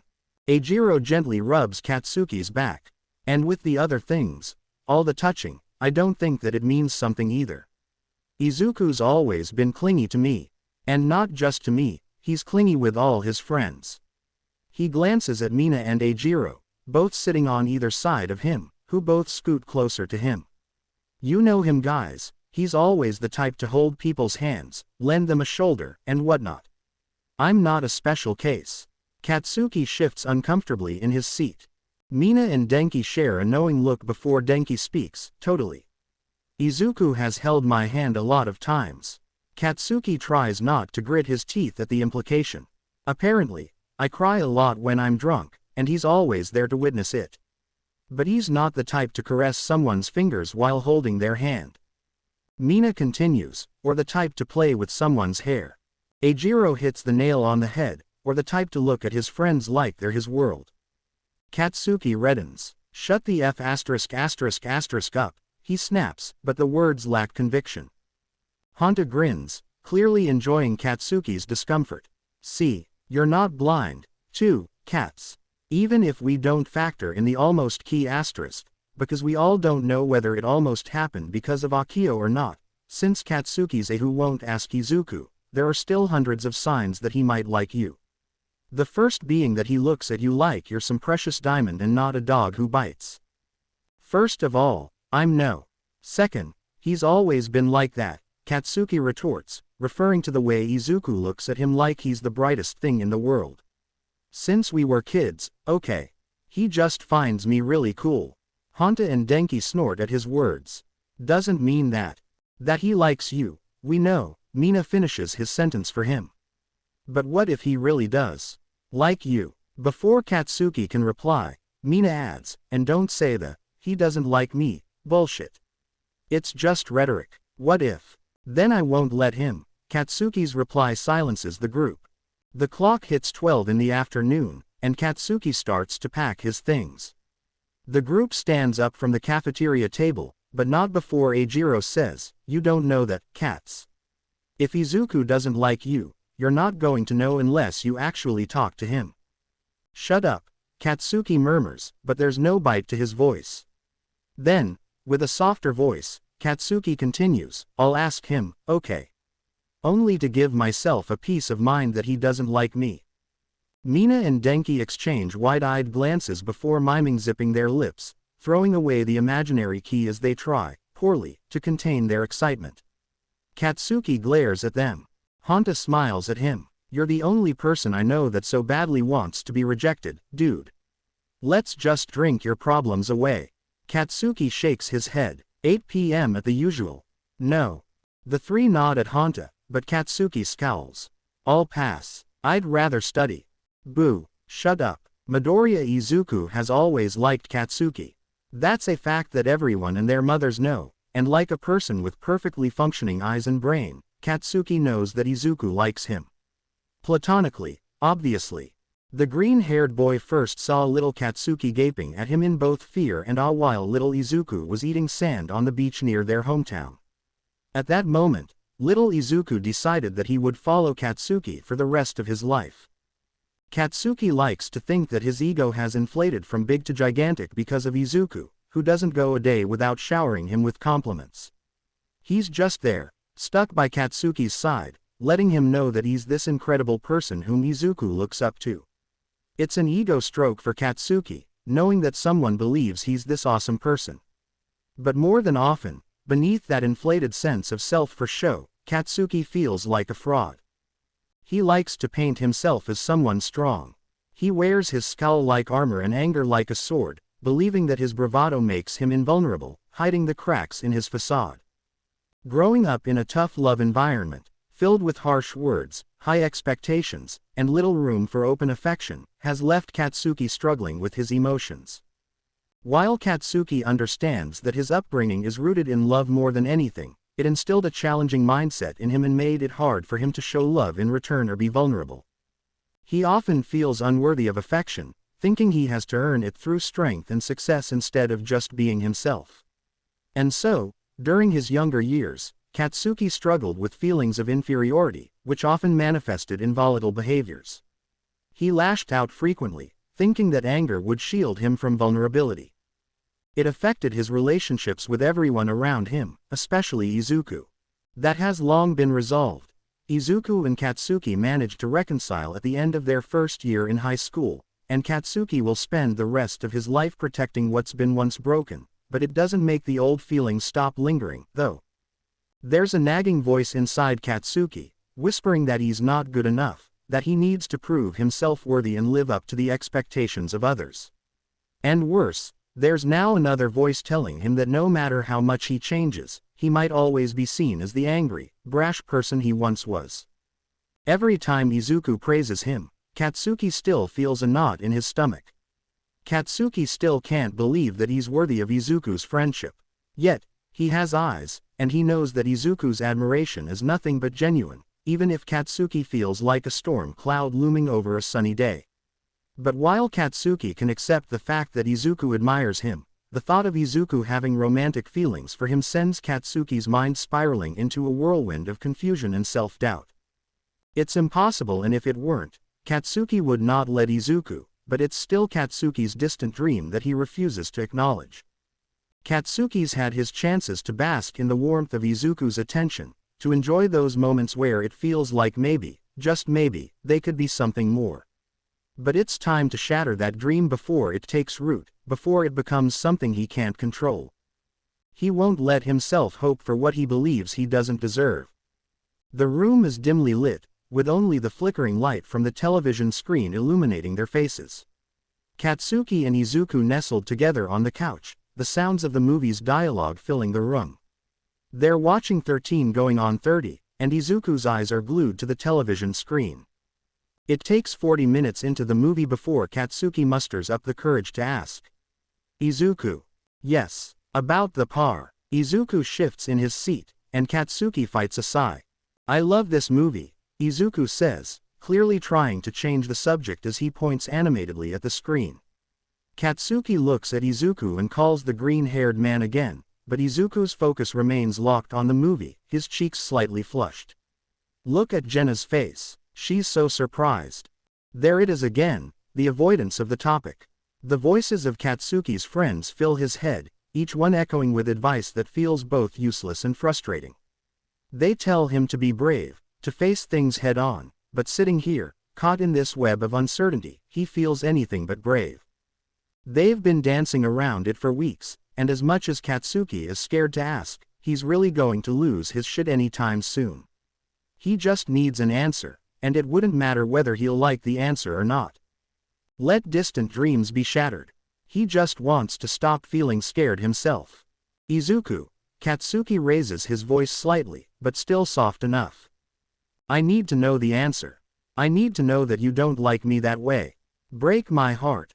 I don't care. Just tell me it's not true. You're everything I want and everything I will ever want. I will love you all my life. But you can't feel the same way. Not ever. Because you, Izuku, you can't. The urgency in his tone finally catches Izuku's attention. When Izuku finally turns to him and looks him in the eye, Katsuki sees that expression of his again. The wide eyes and the hint of fear that always lingers when it gets brought up. Katsuki exhales, trying to steady his own racing heart, and says in the softest voice that he can, Izuku, we need to talk about it, okay? Talk about this. I'll wait when you're ready to.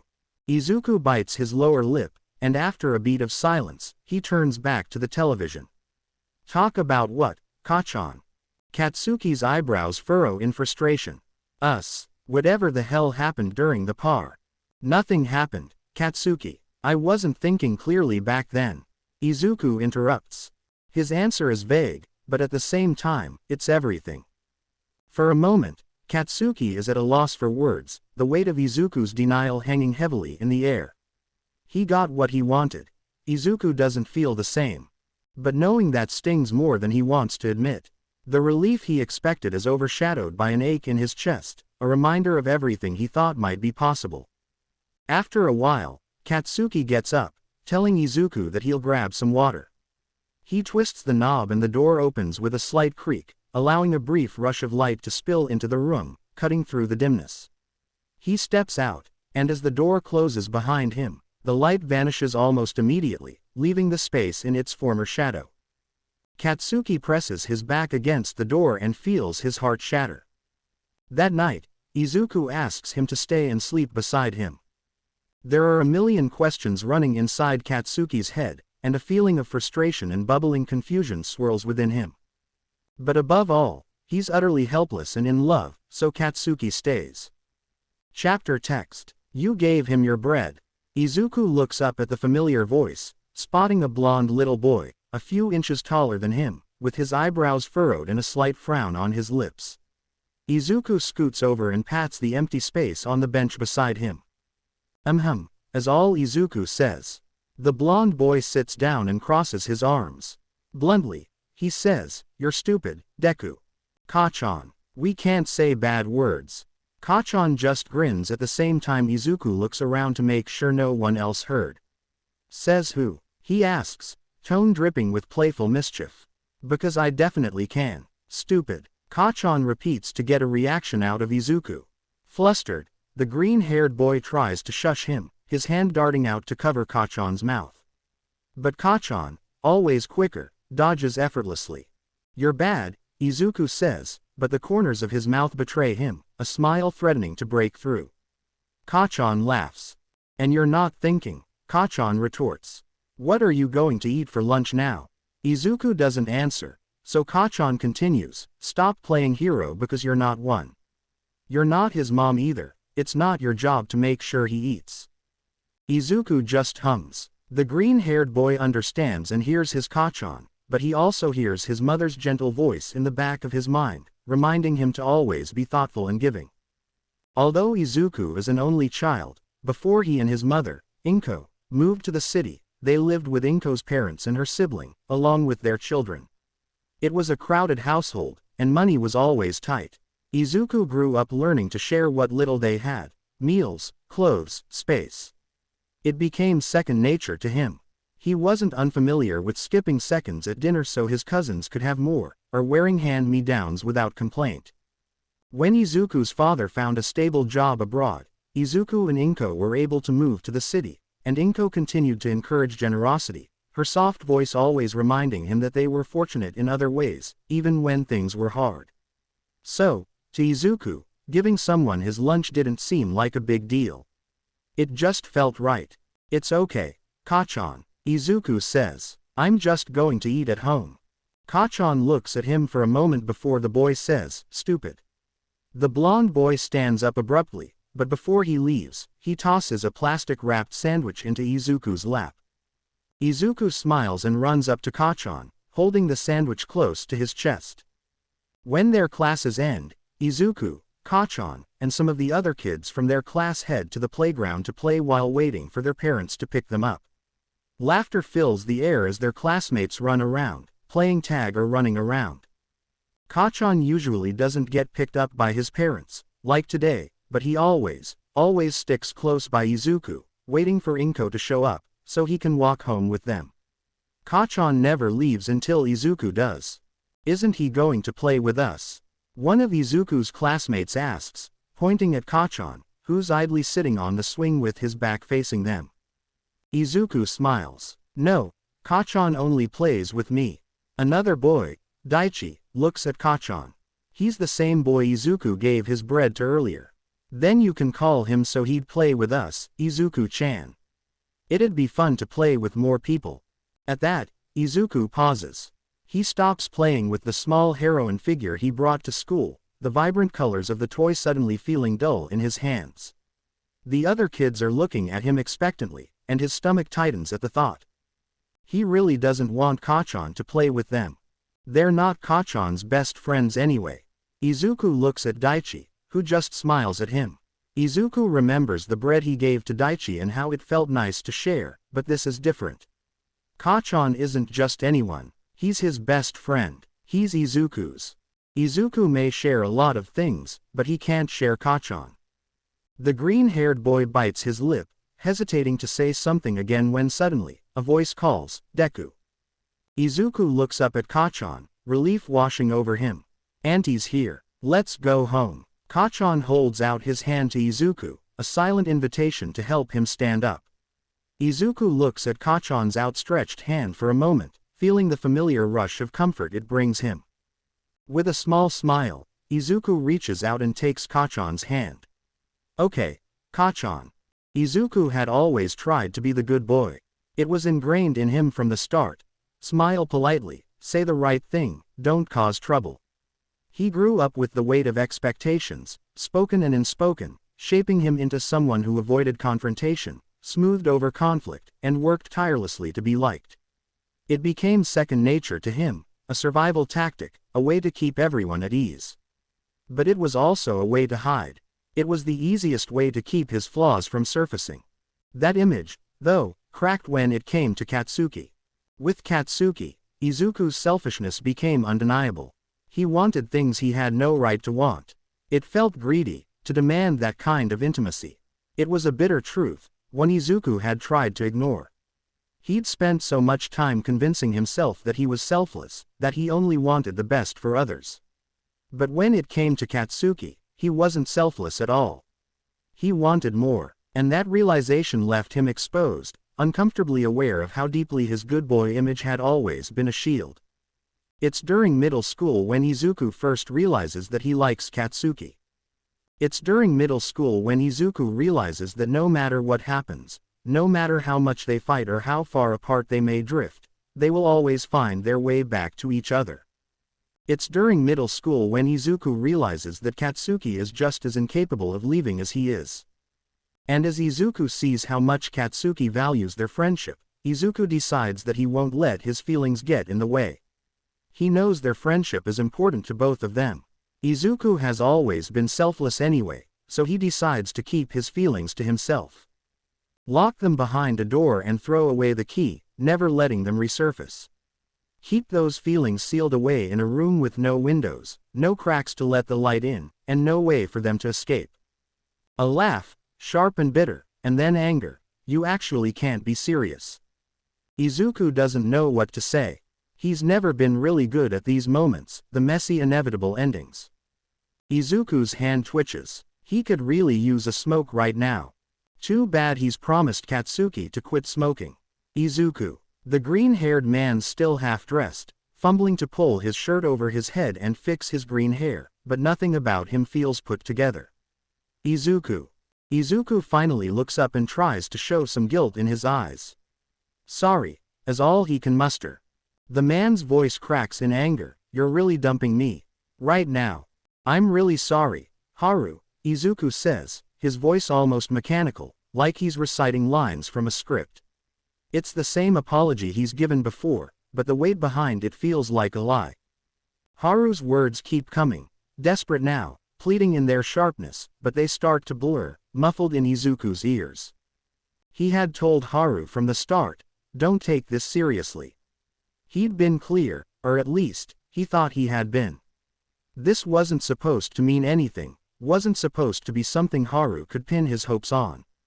But Haru had hoped anyway, clung to the empty spaces between them like they could somehow be filled. It's my fault anyway, huh? Haru asks. My fault for hoping for something more, knowing that you'd never be able to give it. Izuku just looks down. What could he say? That Haru's wrong. He can't. They both know the truth, and denying it would be crueler than the silence between them now. It's a cycle at this point, and he's grown used to it by now. He warns anyone who wants to date him that whatever they'll have could never be serious. Sure, he'll put a label on it, but that's just formalities. They'll agree to it. I can handle that, they say. Then they date. Then Izuku leaves, detached.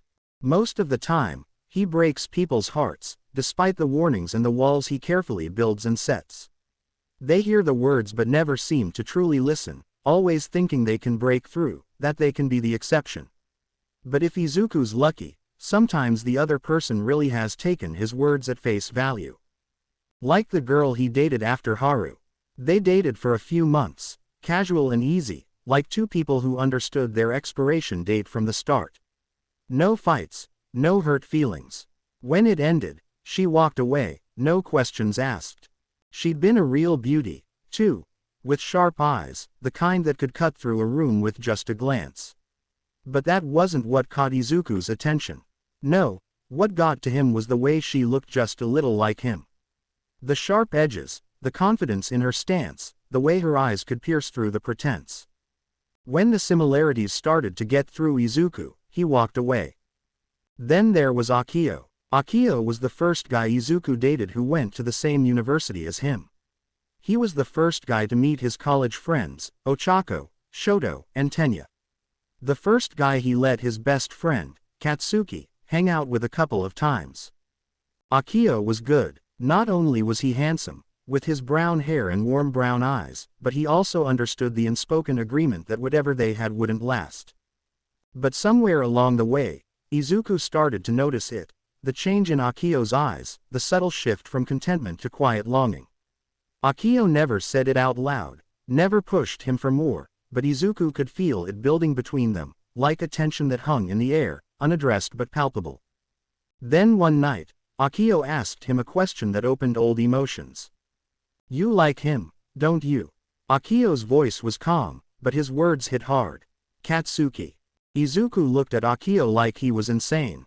He had spent years trying to move on from Katsuki. He had to stop liking him. He had dated, and dated, and dated, all to forget about his feelings for him. He had come so far that he genuinely believed it was gone.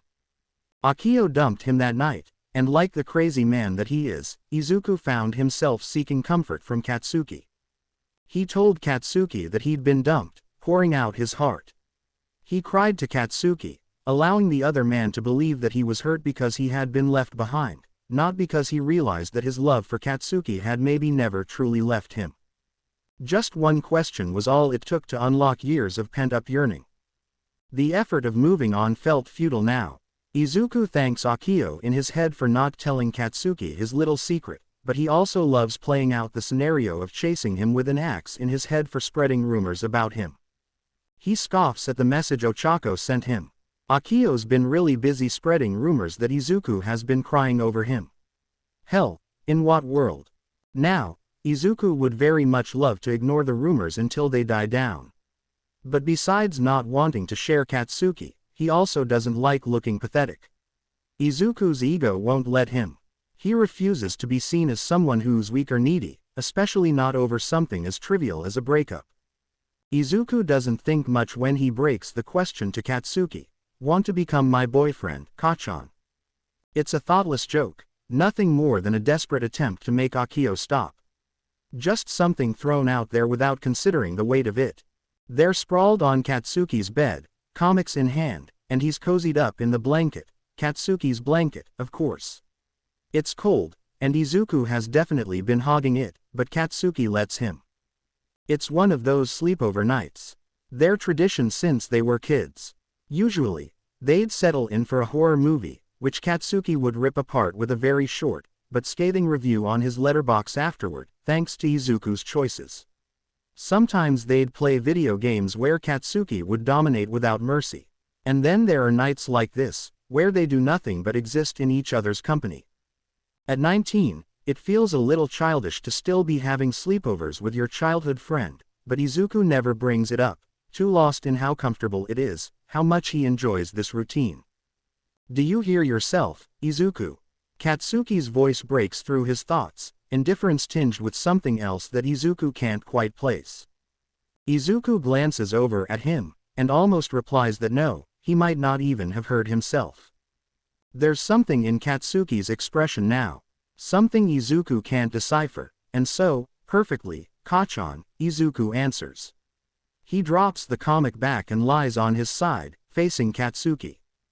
And you're serious? Katsuki asks. Absolutely, Izuku says. My fake boyfriend, Kachan, he just now clarifies. As if that made it all make more sense. Izuku doesn't even know what he's saying anymore, he just wants this conversation to be over, yet he can't stop talking. Katsuki rejects him, of course. It was just a random question anyway, and Izuku knew from the start that Katsuki would say no. Good. Izuku has brought this upon himself. His stupid self that might have forgotten that Katsuki loves him too. Probably not in the same way that Izuku loves Katsuki, but nonetheless, Katsuki loves him, undeniably, and will do anything for him. Katsuki sits beside Izuku, his furious expression softening as he slides an arm around the green-haired boy. There's a warmth that spreads across Izuku's chest as Katsuki's arm encircles him, pulling him in close. The feeling of Katsuki's presence, so familiar, yet somehow still managing to make Izuku's heart race, makes his breath catch. His pulse spikes in his ears, his heart hammering, and every beat is punctuated by the weight of what's happening. And then, hey, baby. Izuku's eyes widen in surprise, and the blonde man keeps his arms around Izuku, tightening his hold. It's very easy to tell Katsuki that his offer was just a joke, that they don't have to do all of this. But Izuku, who is caught up in all his craziness, who has just realized that he still very much loves Katsuki, who knows he can do the things he has always wanted to do with Katsuki, who will probably end up heartbroken after this, doesn't say anything. He'll worry about a broken heart later, for now, he'll let himself have Katsuki. Because he's always been selfish when it came to Bakugou Katsuki. Damned be damned. Chapter text. If you think about it, you're really kind of stupid, Izuku. Izuku doesn't even flinch at the insult. He just takes a sip from his cup, watching the steam curl lazily into the air, while Ochako calmly drags his name through the mud like it's the most obvious thing in the world. You realize that you're in love with Bakugou, the brunette says, punctuating each word. Izuku nods, slow and deliberate. Ochako continues, and then you, in all your infinite wisdom, jokingly ask him to be your fake boyfriend like it's some kind of throwaway suggestion, forgetting for a second that Bakugou's as crazy as you are and would literally do anything for you. Izuku doesn't know whether to wince or smile at the thought. And then, when you do become boyfriends.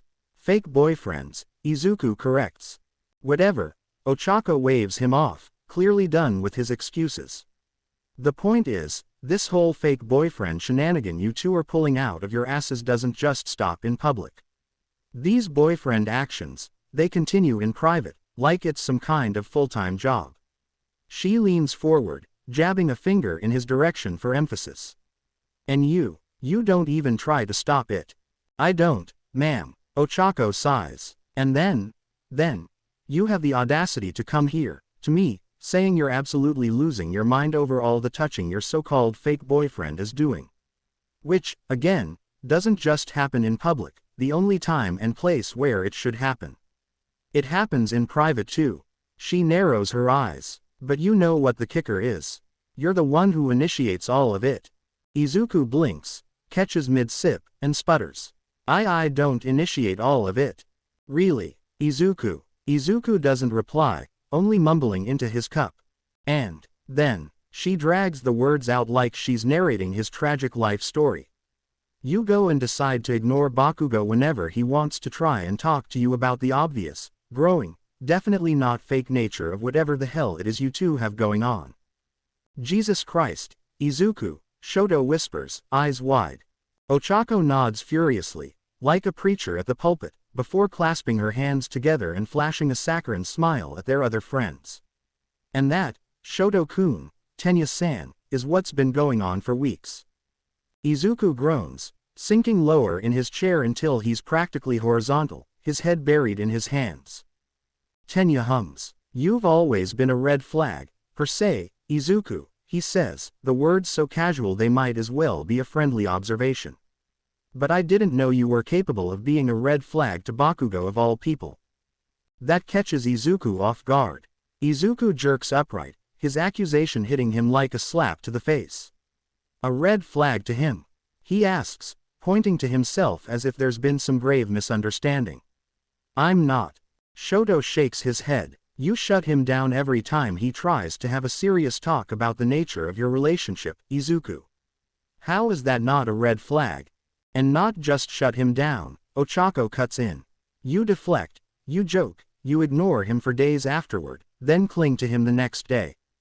Oh, and let's not forget how you literally dragged him into this mess in the first place. When Izuku doesn't reply anymore, his head bowed low and his hands fidgeting in his lap, Ochako sighs. Her tone softens, her frustration melting into concern. You know we love you, Izuku, right? That's why, when we see you things up, we can't just sit back. We want to knock some sense into you because we care. I know that, Izuku says. I love you guys too. Tenya says, it is imperative that you consider how your actions may be affecting Bakugou-kun emotionally. This arrangement is no longer simply fake, yet you resist acknowledging its true implications. You won't even let him talk to you. Why is that, exactly? Izuku swallows hard, his throat tightening as all the words he's been avoiding rise to the surface. His fingers curl into fists on his lap. Because I don't want them to stop, Izuku answers. His friends exchange glances, but they stay silent. All of it, Izuku says, his voice trembling but growing louder with each word. The pretending, the touches, Kachan acting like I'm his boyfriend. I'm scared that if we talk, he'll tell me it's getting uncomfortable for him. That he wants to stop. Ochako caresses his hand and urges him to continue. I'm being selfish, I know. But I've always been like that with him. Selfish. I don't want to lose it. Even if it's fake. Even if it's not real. He trails off. Izuku smiles, but it doesn't reach his eyes. I just don't want to kill this bubble we've created, you know. This is all I have ever wanted. Shoto speaks next, his voice quiet but steady. Izuku, he says softly, it's not selfish to want something good to last. But it is selfish to let your fear keep you from giving Bakugou what he deserves. A talk, a space to communicate what he wants to communicate. He's right, Izuku. Besides, you don't know what Bakugou thinking. Izuku looks at Ochako. Maybe he likes you too. At that, Izuku lets out a chuckle, a sound free of pain, filled with pure humor, as if the thought is utterly absurd. He leans back slightly, running a hand through his messy curls, and shakes his head. Ochako rolls her eyes, her face of concern morphing into frustration. Shoto smiles knowingly. Tenya can only sigh. You, honestly, Ochako says. Izuku smiles at her. Kachan cares for me a lot. That's a fact. But he doesn't like me that way. I'll throw you that way, Ochako snaps, pointing dramatically toward the door. The rest of the group chuckles at her theatrics as she tosses her hands in the air, spinning toward Shoto with an exaggerated groan. This is what happens when two people with avoidant attachment like each other. Shoot me in the head, she mutters to him. Shoto smiles and turns to Izuku. You keep shutting him down because you're scared of what he might say. But maybe, just maybe, what he wants to say isn't what you think, he offers. Izuku frowns, sitting up straighter in his chair. This pep talk is going in a direction I really don't like. Well, you'll never know unless you confess. Ochako fires back, glaring at him. No one is confessing to anyone. Izuku retorts, his cheeks flushed. Guys, can we not shout? Tenya interjects loudly, raising his hands in a calming gesture before continuing in a softer, steadier tone. Please. Ochako huffs, crossing her arms, while Izuku sinks back into his seat with a matching scowl. The room settles into a tense quiet before Izuku breaks it with a deep sigh. I'll talk to Kachan, he says finally, his voice softer now. I'll tell him that we should stop. I'll just wait for the right time. Maybe I'll create that right time.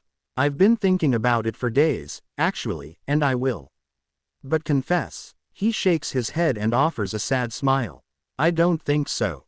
His friends exchange concerned glances, but Izuku presses on. I love you guys, really, but I don't have the guts to confess my undying love for him.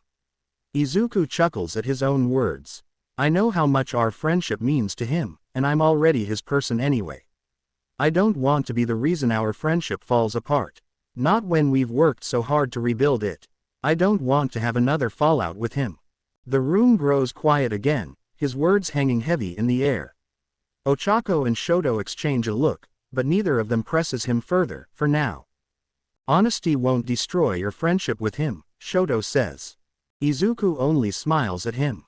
Everyone is sensing that Izuku is teetering on the edge of something important but refusing to leap.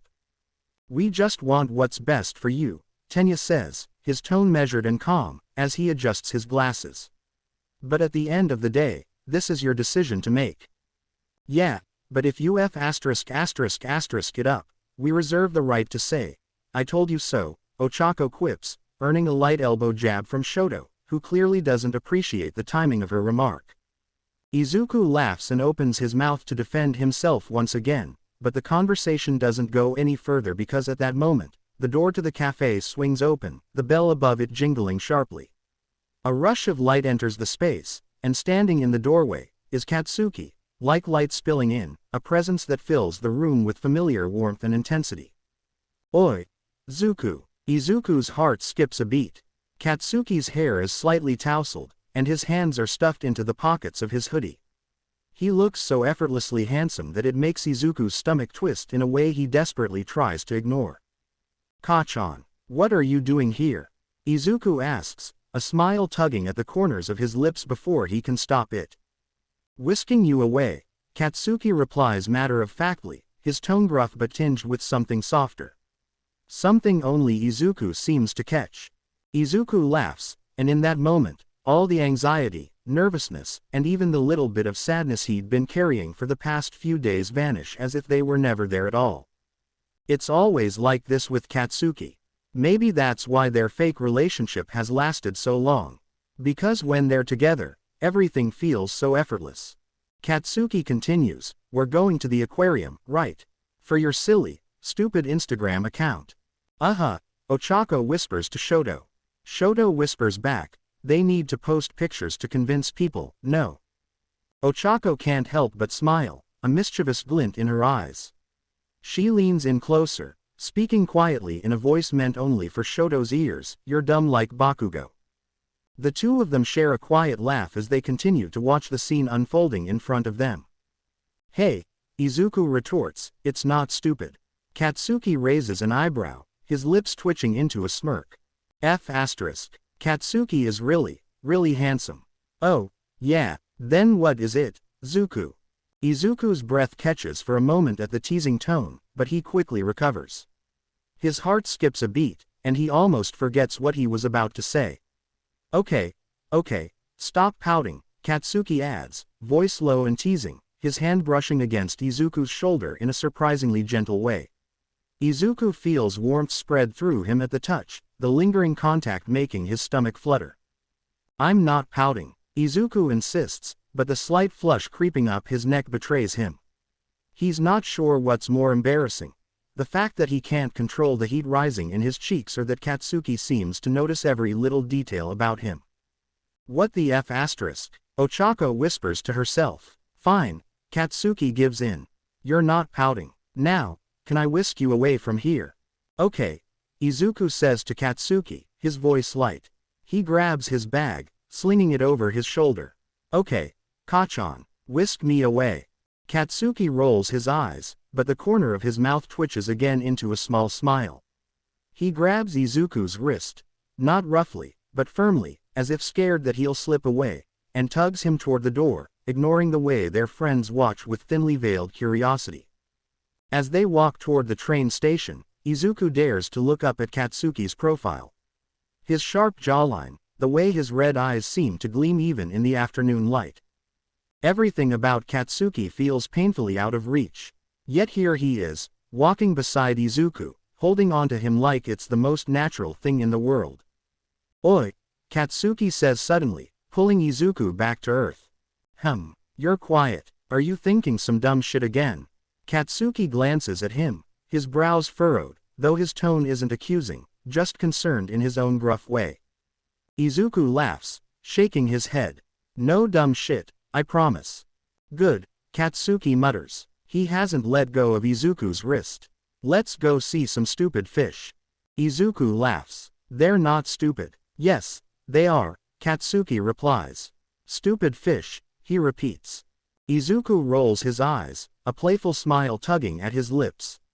"And yet you're still going to see them." "Well, duh," Katsuki says matter-of-factly, as if it's obvious. "I'd jump in the water and eat them if you told me to," he jokes. "You're an idiot then, Kachan." "You're idiot." Izuku smiles widely. "My idiot, who would do anything I say." Katsuki nods stupidly, wearing his stupid smile, and Izuku can only shake his head, ignoring the want to pat Katsuki's head. The words slip out without any thought, teasing lightly, "I didn't know you cared so much." When Katsuki doesn't immediately reply, a brief silence settles between them, and the weight of his own words hits Izuku. The playful mood shifts slightly, his smile faltering as he remembers the conversation he knows they need to have.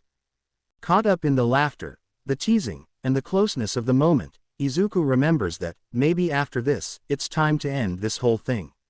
As much as he's selfish and wants Katsuki, to never end, he cares more about their friendship, more than the fantasy they've been living. Izuku sighs softly, looking down when Katsuki finally removes his hand from Izuku's wrist, only to slide his fingers through his own. The green-haired boy lifts his gaze to meet Katsuki's red eyes. Katsuki scoffs, though there's no real heat to it. His eyes soften even more as they meet Izuku's. "You really think I wouldn't? You're the only idiot who doesn't know that." Chapter text. Izuku has very fond memories of aquariums. The first time he and Katsuki visited one, they were just kids on a school field trip. Izuku vividly remembers the soft blueness of the light bathing the exhibits, the vibrant reefs in every tank, and Katsuki's tearful apology when Izuku was finally found. Katsuki, too enthralled by the massive fish swimming lazily in their tanks, darted from one display to the next one, unconscious of little Izuku and his childish jealousy being ignored over fishes, walking slowly behind the blonde little boy on purpose. The next time little Izuku lifted his gaze from the floor, his pout turned to panic. His big, green eyes widened as he wobbled in place, realizing that the familiar blonde head of hair was nowhere to be seen. Now, Izuku still has a tendency to feel jealous when it comes to Katsuki's attention, though he's much better at hiding it. He tries to lock those feelings up a lot, and he doesn't get jealous over fish anymore. And Katsuki, on the other hand, has developed some kind of hatred against public aquariums, a lingering distaste born from that childhood guilt, and every time they're together, he insists that Izuku walks a little ahead of him. Izuku would always tell him that they should walk side by side instead. Izuku giggles at the memory. "You've gone crazy." Izuku laughs again, light and airy, before stepping onto the right side of the escalator. His fingers absent-mindedly tap against the handrail. Katsuki is right behind him, close enough that Izuku can feel the faint heat of his presence. "Just remembered something, Kachan." Katsuki asks, What is it?" "Remember when?" Izuku turns to Katsuki, intending to share the fond memory of their childhood, but the words catch in his throat. Under the soft glow of the aquarium's blue light, Katsuki looks beautiful. His sharp features are softened by the hue but no less striking, the faint reflection of the rippling water dancing over his skin. His messy blonde hair glows faintly, like sunlight filtering through the ocean, and his red eyes gleam with that intense focus he always seems to carry, like burning embers even in the calm water around them. Izuku swallows. Izuku thinks. When Midoriya Izuku should be used to this by now. He's been looking at Katsuki for years. Decades, even. But somehow, Kachan's unfair face still hits him like a beeper punch every time, and Katsuki isn't even trying. Hell. The blonde man is wearing his usual casual getup, a plain gray hoodie and comfortable sweatpants, nothing remotely flashy or remarkable. Yet somehow, the sheer effortlessness of it only makes him more maddeningly attractive. Because, of course, Katsuki's damn face does all the work. But it's not just Katsuki's face. His body, Jesus, is just as unfair. His shoulders are broad beneath the plain gray hoodie, the fabric stretching just enough to hint at the strength underneath. Izuku's gaze shifts, almost without permission, landing on Katsuki's hand resting on the handrail. It's large, rough-looking, and veined. Izuku swallows hard again as he helplessly wonders, why the F*** are hands attractive? They're just hands, for crying out loud. But there's something about the veins that sends his thoughts spiraling somewhere dangerous. Katsuki's fingers are long too, and Izuku bites the inside of his cheek and forces himself to turn his back to Katsuki, stepping out of the escalator. They'd feel so good, though. His big hand, his long fingers, Katsuki. Izuku lets out a shaky exhale and shakes his head. What the F***, he thinks, mentally berating himself. Now is not the time to feel horny. Izuku forces himself to think about the weird-looking fish. Just remembered when I got lost, Kachan, he finally manages to say, forcing a smile as he tries to shove the flurry of thoughts to the back of his mind. Katsuki stares at him, long and hard, before he says, "You're lucky I found you before anyone else did." Izuku tilts his head. "You mean after you panicked, ran all over the place, and then cried to my arms when you found me?" Red creeps up Katsuki's cheeks immediately, spreading to his ears and neck like wildfire. His pale skin always betrays him, and Izuku knows it. The sight of him, embarrassed and visibly flustered, makes Izuku giggle. He can't help it. Katsuki is just so easy to tease sometimes, and that redness in his face is adorable. Izuku bites his lower lip. He would love to make Katsuki red for other reasons. Izuku mentally whacks himself on the head. "Shut the hell up." Katsuki barks and Izuku nods mentally. Katsuki huffs and shoves his hands into his hoodie pocket, glaring ahead. "You're lucky I didn't leave your stupid ki** behind," he mutters. Izuku smiles softly. "I know," he says quietly, his voice warm. "Thank you for finding me back then." Katsuki glances at him from the corner of his eye, his expression unreadable. After a moment, he lets out a low grunt. "Yeah, well, I always will." Izuku blinks, startled by the softness and sincerity in his voice, but before he can process it fully, he feels Katsuki's hand slide into his own. The motion is quick and Katsuki doesn't even look at him as he says, "So you don't get lost again." Izuku fights the urge to tell Katsuki that the blonde man really likes holding Izuku's hand. Instead, he just hums in response, unable to trust his voice. His heart thrums in his ears, drowning out everything except the quiet press of Katsuki's palm against his. Katsuki makes him feel a lot of things. They take a lot of pictures together, most of them featuring Izuku's bright smile and Katsuki's scowl. In almost all pictures, Katsuki hovers a hand above Izuku's head, holding up a finger in a lazy peace sign. There are plenty of solo pictures of Katsuki, too, much to the blonde man's dismay. Izuku keeps forcing him to stand in front of different displays, practically shoving him into position. When Izuku reviews the photos, he notices something else, too, the softness in Katsuki's gaze. Katsuki's lips may not curve into a smile, but his eyes soften just slightly in every shot. As Izuku continues to check the photos, he lingers on one particular photo, a selfie of him and Katsuki. He holds the camera at a high angle, capturing both their faces in front of a massive tank filled with swirling fish and gentle waves. Katsuki stands beside him, his head tilted slightly towards Izuku, his arms crossed, and his lips are curved in a small smile. It's not the wide, toothy grin Katsuki usually shows when he smiles in pictures. No, this smile is different, smaller, more subtle, close-lipped and quiet. His face isn't even turned toward the camera. Instead, his gaze is directed at Izuku. There's warmth again in Izuku's chest and he puts the picture in the favorites album before posting it as a story on his Instagram. After posting, Izuku is greeted by a picture of himself, posted by Katsuki. It takes him a second to realize what he's looking at. Katsuki isn't even in the photo. It's just a shot of Izuku, taken from a side view, as he stands in front of a tank, admiring the creatures, completely unaware of the camera. I wasn't even ready in the shot that you posted, Izuku says and looks up to Katsuki. Katsuki bites his ice cream. Bites. Who the F*** bites their ice cream? I don't care, it's my account. And I'm the one in the picture, Katsuki, Izuku counters. Katsuki smiles at that. You're blind if you think that the shot's ugly. Hump, as all Izuku replies, setting down his empty ice cream cup. Katsuki flashes his toothy grin. Hey, he suddenly leans in, bringing a finger toward Izuku's face, and without warning, tugs at the corner of Izuku's lips, forcing a smile. You're beautiful. Izuku's heart skips a beat. It thuds loudly in his chest as his mind scrambles to catch up with the moment. His eyes widen slightly, and without thinking, he bites Katsuki's finger. What the F***? It's nightfall when they leave the establishment.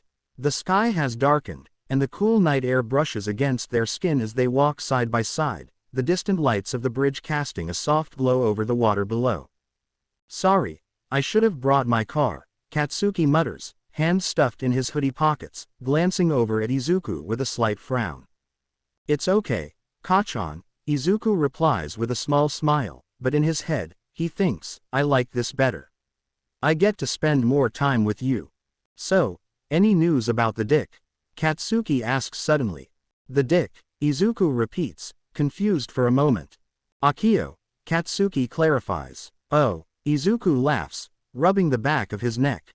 Well, the rumors have died down a lot, thanks to you, but Ochako says she's still hearing things. But I'm sure they're all going to die down soon. Katsuki snorts, his grin wide. Good, people need to learn when to keep their mouths shut. Speaking of Akio, Izuku starts, hesitating.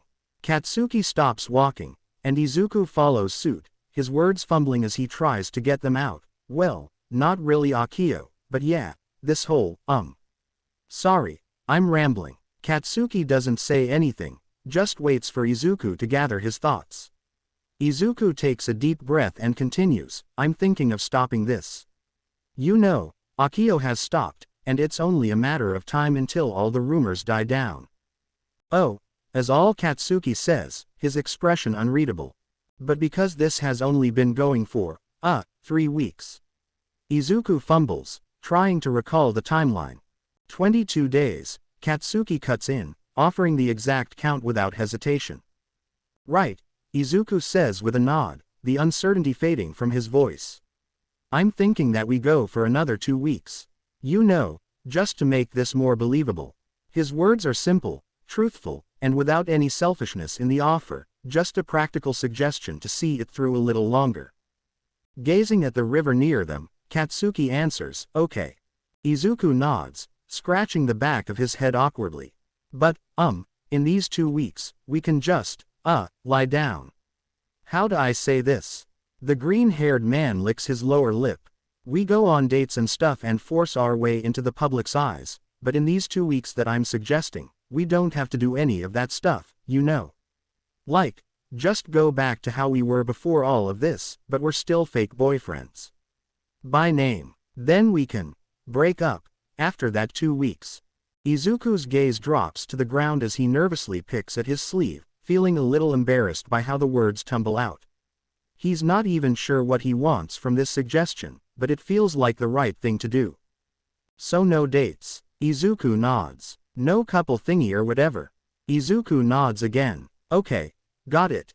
Izuku sighs in relief, but his chest still feels tight, like there's something unspoken hanging in the air. He looks around, catching sight of an empty bench nearby. Want to sit, Kachan? Katsuki glances at the bench before giving a simple nod. They walk over together and sit down, the cool night air wrapping around them as silence settles between them. Izuku feels the weight of the quiet but doesn't quite know what to say, content to simply sit with Katsuki for now. The hum of the city around them is comforting, even though his mind is racing, trying to make sense of the strange turn their fake relationship has taken. Thank you, Kachan. Izuku is the first to break the silence. For putting up with this mess. You know, when I first asked you, it was on the spur of the moment. I didn't even think about it because I knew you'd say no, but the next day after that, Izuku trails off and laughs fondly, a hint of embarrassment in his smile. Katsuki gives him a small smile. Well, gotta put AF in his place, right? Izuku nods and grins. And then, I also want to apologize. He takes a breath, gathering his thoughts. He locks eyes with Katsuki. There were times when I stepped out of line. You know, like at the party, with my touches and well, yeah, F***. How'd I even? His voice falters, but he pushes on. And when you tried to talk to me about those things, I just shut you down, and claim that nothing happened. I know that was a pretty dick move, and I'm sorry.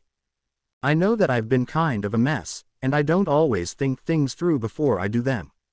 But I didn't want to make you feel uncomfortable, Kachan, and I'm sorry if I did. Izuku's voice is sincere, though there's a quiet ache to it that he can't hide. This whole shenanigan got complicated because of me. The things that should have just stayed public, for the sake of the rumors, I let them carry on in private. I even initiated most of it. He winces slightly, the weight of his actions settling heavily on his shoulders. That's all, I guess, he says. Sorry, Kachan. Izuku breaks eye contact with Katsuki, shifting his gaze toward the river. Under the moonlight, the water sparkles softly, its gentle ripples reflecting the night sky. He takes a deep breath, the cool breeze brushing against his skin, grounding him. Despite the stillness around them, his thoughts race, each one tethered to the boy sitting beside him. Katsuki remains quiet for a moment, the weight of Izuku's apology settling in the space between them. He says in a soft voice, "It takes two to tango, you dumbass. I'm not exactly a saint in this." Izuku looks back at him and Katsuki presses a finger to the space between Izuku's eyebrows, the shorter of the two not even realizing that his forehead is creased in worry. "You look like you're about to cry," Kachan murmurs, his touch lingering for just a moment before pulling away. Izuku laughs, the sound light and relieved. "We're good, Kachan." "Of course we are," Katsuki responds. Katsuki opens his mouth, as if to say something, and Izuku suddenly realizes that he's been doing all the talking. And, Kachan, please, if you have anything to say, go ahead. He pauses, a bit sheepish, his fingers nervously brushing through his hair. Katsuki pauses for a beat, his gaze flickering to the ground before lifting back to Izuku. There's something in his eyes, something unreadable, but he doesn't speak immediately. Izuku's stomach tightens in anticipation, but he holds his breath, trying not to rush him. So, all of that, it didn't mean anything at all. His words are vague, the question hanging in the air like a fog, unclear but carrying more weight than Izuku can handle. There's something in Katsuki's eyes, a mix of frustration and something softer, like a crack in the armor he's always worn. Izuku meets Katsuki's gaze, and for the first time, he sees the whirlwind of emotions in his red eyes. Emotions he can't quite name. Maybe it's uncertainty, or a kind of vulnerability Izuku rarely sees. His chest tightens at the rawness he catches in that fleeting moment.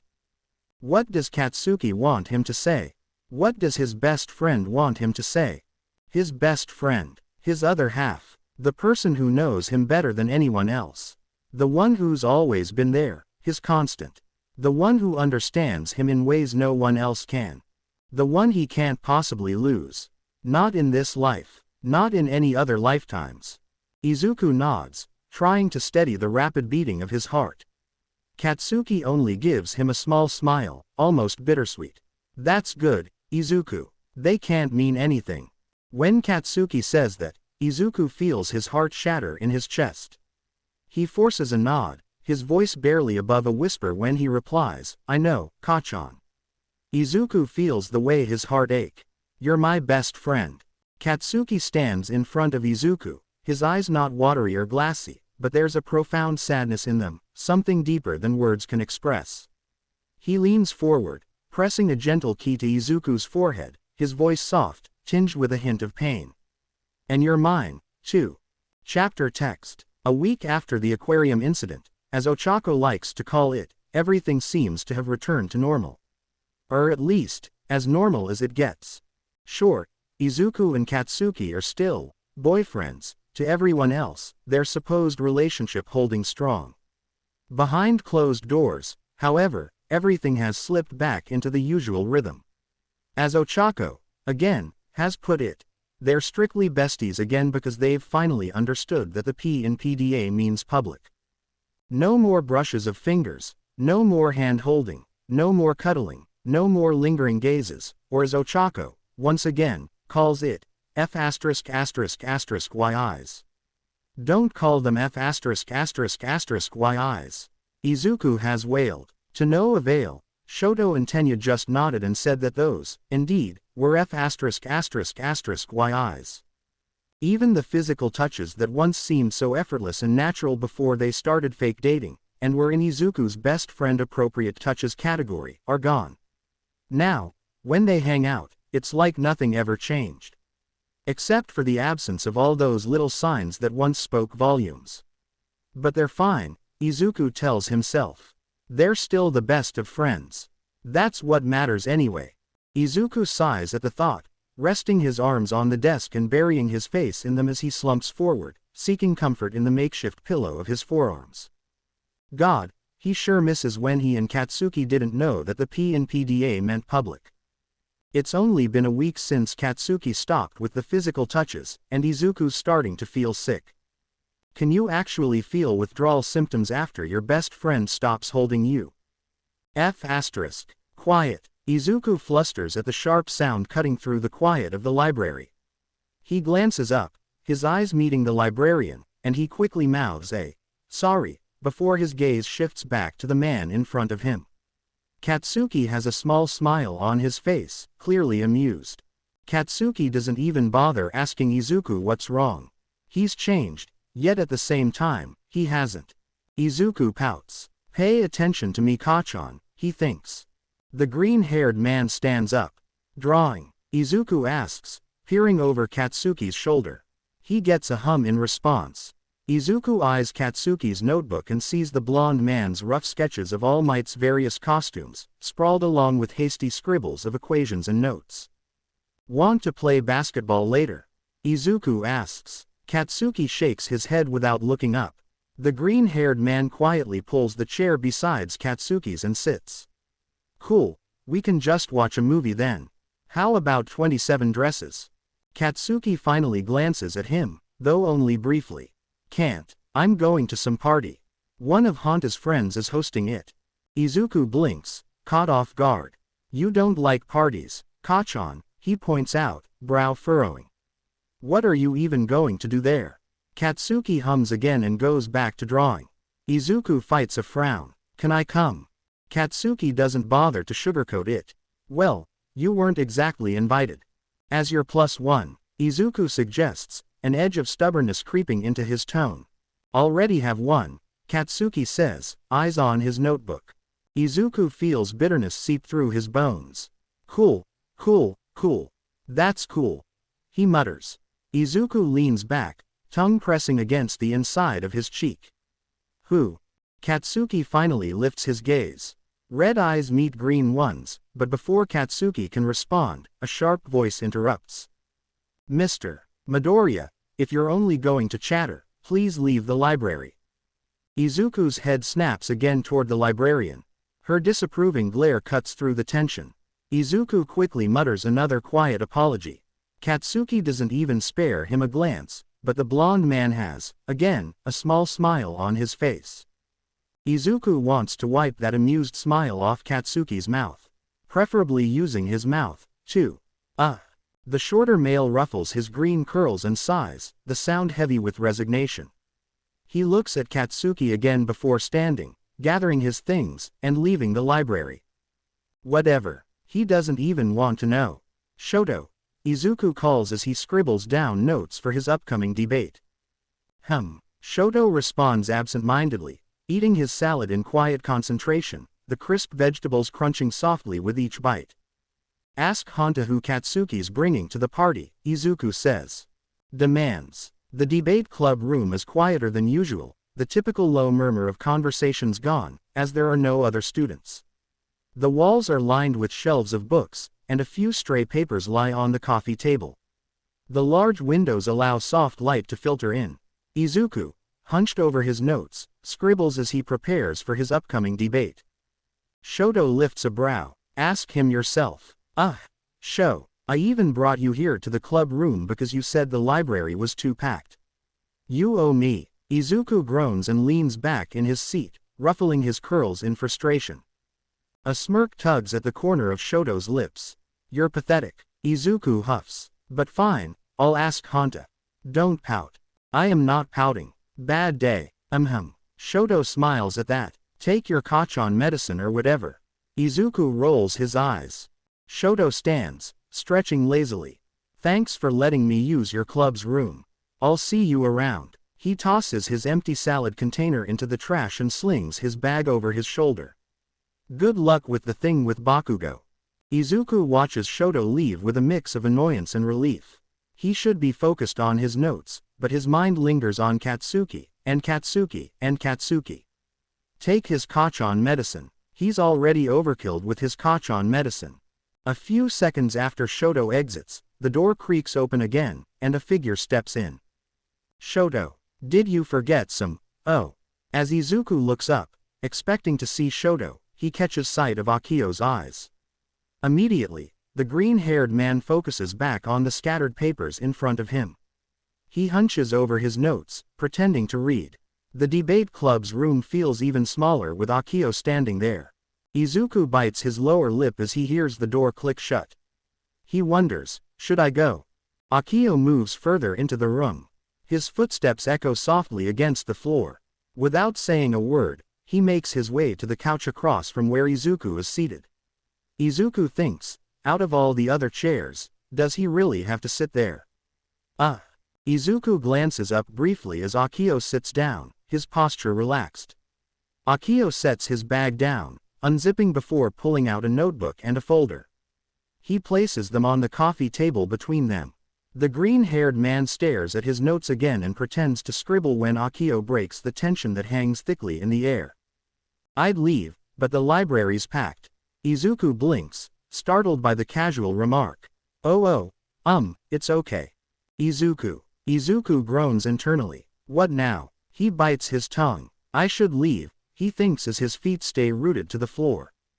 Izuku forces himself to meet Akio's gaze. He's really not good with talking to his exes. Makes him remember how shitty he truly is. Yeah, he asks, his voice quieter than he intended. Akio's expression shifts, softening just enough to let a hint of guilt show. I just wanted to apologize. Izuku blinks again, for spreading those rumors about you. The words hang in the air, and Izuku doesn't know what to say. His mind scrambles for a response, but all he manages is an awkward, Izuku grips his pen tighter. What the hell is he supposed to say? That it's okay. Not even close. Should he just high-five Akio and suggest they shut up and study like they intended to? Swallowing the lump in his throat, he finally asks, why'd you do that? His voice wavers, barely above a whisper. Akio exhales, leaning forward with his elbows on his knees. He clasps his hands together, his gaze steady on Izuku. I wanted to get back at you. He admits, and the honesty stings more than Izuku expects. For hurting me. For making me feel like I wasn't enough. Guilt swirls in Izuku's chest. But then I realized, Akio continues, his voice quieter now, there's nothing to get back at you for. You didn't do anything wrong. Not really. Before we even started going out, you told me that it was purely physical. And I agreed to that. Labels were just for exclusivity. Formality. You told me you weren't ready for anything emotional. We date. We and we don't say I love you. That's how it was supposed to be. I knew what I was signing up for. Akio's words cut like shards of glass, not because they were untrue, but because they were. Izuku had laid everything out from the beginning. Honest, maybe even so. But honesty didn't make it hurt less. Akio leans back slightly, running a hand through his hair as his voice grows quieter. Then I fell for you. I thought maybe I could change your mind. That if I just waited long enough or tried hard enough, you'd feel the same way. Izuku's chest tightens. Then I was angry, hurt, and I took it out on you in the worst way possible. I'm sorry, Akio says, and the sincerity in his voice is undeniable. For the rumors, for everything, you didn't deserve that. Izuku's breath hitches, confusion flickering across his face. Akio notices, and the faintest trace of a bitter smile appears on his lips. Honestly, you weren't even a shitty boyfriend. You were good, kind. And it made me sad whenever I remembered that conversation we had, the one where you said you hurt everyone. I thought, how could you ever? With how kind you are. But then I became everyone. And I was hurt. You hurt everyone, Izuku, Akio whispers, his voice caught between anger and sadness. Everyone who tries to enter your life. Everyone who tries to love you. Izuku flinches, but doesn't respond. Not intentionally. Never intentionally. Maybe. No, it's honest too. But you still do. Akio repeats, you hurt everyone. Akio's gaze pierces through Izuku. But not Katsuki. You hurt everyone but not him. No, I don't, Izuku thinks. I hurt everyone but him. Akio. Akio stands up and gathers his things. That's all, really. I'm glad it all worked out for you in the end. See you around, Izuku. For a moment, the room feels suffocatingly empty. The echo of Akio's words lingers in the air, too heavy for Izuku to shake off. Izuku walks home, his mind a tangle of thoughts, none of them comfortable. The air is crisp, a slight chill brushing against his jacket. Each step feels heavier than the last, weighed down by the aftermath of the conversation with Akio, the words still echoing in his head. Akio's words still stung. Izuku had never been good at confronting his own faults. He'd spent so much time trying to be the good guy, trying not to let anyone down. He'd spent years running from confrontations. It wasn't that he was afraid of conflict. It was just that he hated the idea of hurting anyone. He'd learned early on that keeping the peace, saying what people wanted to hear, was always the easier way. It was always easier to play the role of a good guy because his desire to be liked, to not rock the boat, always kept him in check. That's why Izuku liked debating. It was his outlet. In there he could speak his mind, without worrying about hurting anyone's feelings. He didn't have to clench his jaw and stay silent. He didn't have to worry about others. In relationships that weren't serious, he could still wear the mask of the good guy. He could be kind, considerate, and thoughtful, but at arm's length. He could avoid the emotional depth, the risk, because it was easier that way. He could avoid showing his imperfections. His messy side. The selfish, ugly one. The ego that's easily bruised. The temper that he's been hiding. It's ironic. The more Izuku tried to be the good guy, the more he ended up hurting people. The thought of opening himself up felt terrifying. Because what if, in the end, they didn't like him? What if they saw all his flaws, his contradictions, and decided he wasn't worth it? Katsuki. Izuku's throat tightened at the thought of him. Katsuki, who had always been there for him. Katsuki, dragged into this fake dating mess, never wanted this. Izuku started it out of selfishness, but not to hurt him. No, never to hurt him. I hurt everyone but him, Izuku muttered softly to himself, Akio's words stinging more now than before. Had he already hurt Katsuki without even meaning to? He already had. Oh Izuku. Izuku's thoughts are suddenly interrupted by the sound of a familiar voice. He stops at the front of the Bakugou house. Bakugou Mitsuki stands a few feet away, leaning casually against the porch railing. Mitsuki waves for him to come over. The faint smell of tobacco is drifting in the air. Mitsuki takes a slow drag from her cigarette. Her hand is perched casually on her hip, the other holding the cigarette with a kind of practiced ease. Hello, dear, Mitsuki greets, her voice smooth and easy. Izuku smiles and greets her back. I thought you were with my son upstairs. No. Izuku thinks, Kachan's home. Oh, no, auntie. I was in university. Katsuki and Izuku, unlike most of their friends, still live with their parents. It's cheaper, and with their university being nearby, it makes sense. They've had their share of talks about living together, splitting the rent, but those conversations always end up buried somewhere. Katsuki still brings it up sometimes, but Izuku always says he'll think about it. The truth is, he knows he wouldn't be able to handle it. Mitsuki studies him with a keen eye, as though seeing something he's not letting on. Haven't seen you hanging out with him lately. Well, they still hang out. Less than before, but they still do. They still watch romantic movies, mostly to unwind after a horror flick, still shoot hoops together, their usual routine, but something feels different. A slight shift, an unspoken tension that hovers just beyond the surface. Everything's okay, but at the same time, Mitsuki pulls out a small pack of cigarettes from her pocket. Want a smoke? She offers, holding it out casually. Izuku's eyes widen and he flusters immediately. Aye. Mitsuki laughs and waves her hand dismissively. Oh, shush, I won't snitch. Relax, kid. Izuku scratches the back of his head and smiles. How did you even know, auntie? The woman laughs, sharp and knowing, as she lights a cigarette for herself. Are you kidding? I've got eyes and a nose. I noticed the cigarette butts, the smell when you stayed over, and I knew it wasn't Katsuki. She takes a drag, exhaling smoothly. He's too much of a health freak for this crap. Izuku laughs at that. Want one or what? No thank you, auntie. I quit, Izuku replies. Mitsuki tilts her head, genuinely curious now. Really? That's nice, kid. Since when? Since. Izuku trails off for a second, a soft laugh escaping him. Kachan couldn't stand the smell. Mitsuki grins, patting his shoulder with a surprisingly gentle hand. Well, good on you, Izuku. Katsuki might be a pain in the ass, but he rubs off on people in the right ways sometimes. Izuku smiles, warmth blooming in his chest. Yeah, he does. Mitsuki gives him a small nod, her smile soft with fondness.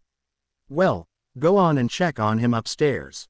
I think he's been in his room for a while now. Oh, Mitsuki lets out a light laugh, gently nudging him toward the door. Come on now, Izuku. Izuku chuckles softly at the familiar push, knowing just how stubborn Mitsuki can be, much like her son. He knows that no matter what he says, she'll keep nudging him until he gives in. So, he gives a reluctant nod. He thanks Mitsuki, who simply nods in return, turning her back to continue smoking. Izuku heads inside, his footsteps light and deliberate as he walks up the stairs.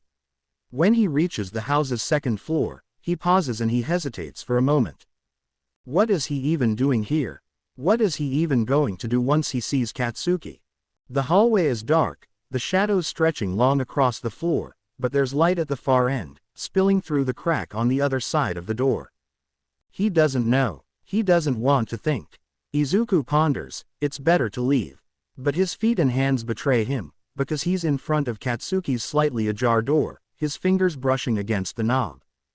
Just as his fingers make contact, the door creaks open, revealing Katsuki standing in the doorway, illuminated by the warm light from inside. The dark hallway seems to fade away, the light drawing him in. Izuku, Kachan, what are you? Izuku blinks, feeling the weight of the moment. He shifts his weight nervously, not sure why this feels so different. Auntie told me to come inside.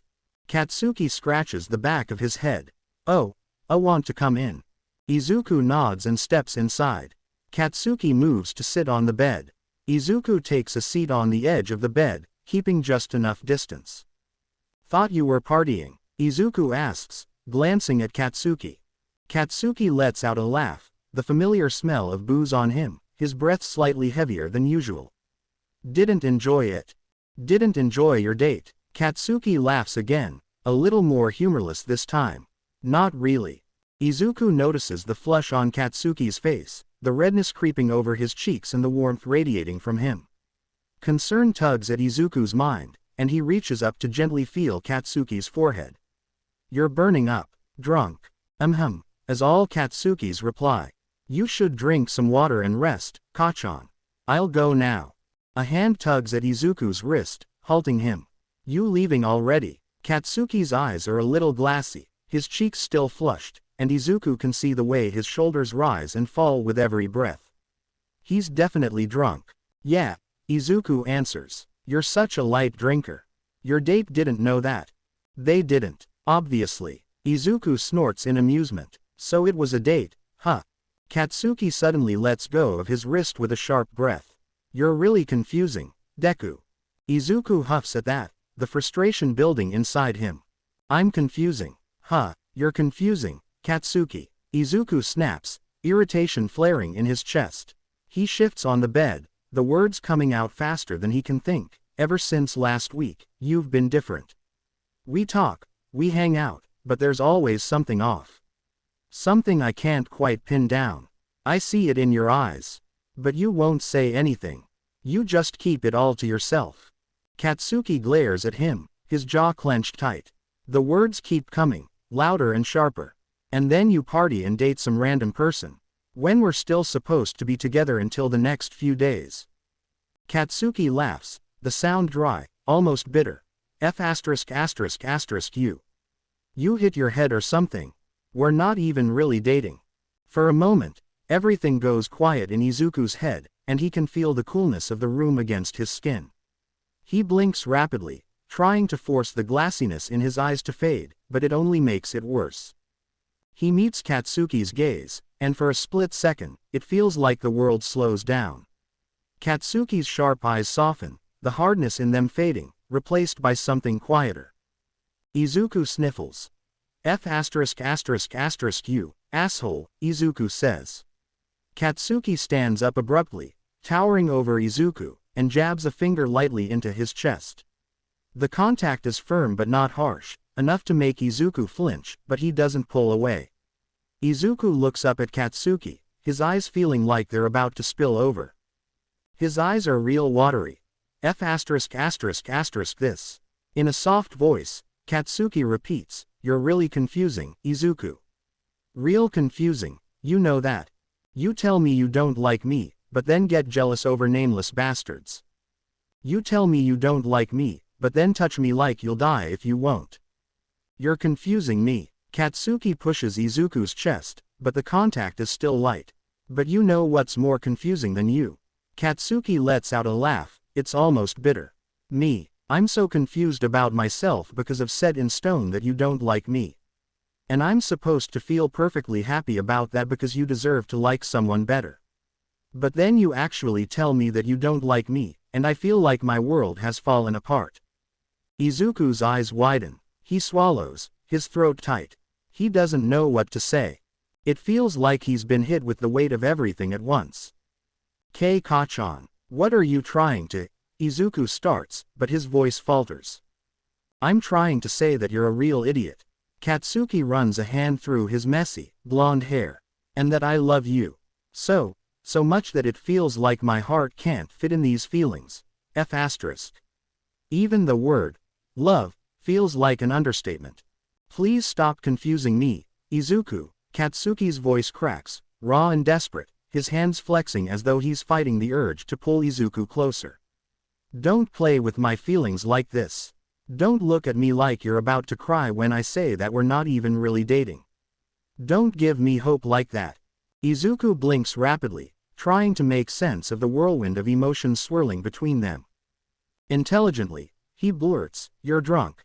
The air feels thick and Izuku's heart races, his mind scrambling to piece everything together. The space between them feels heavier than before, like the world itself is holding its breath, waiting for something to break the stillness.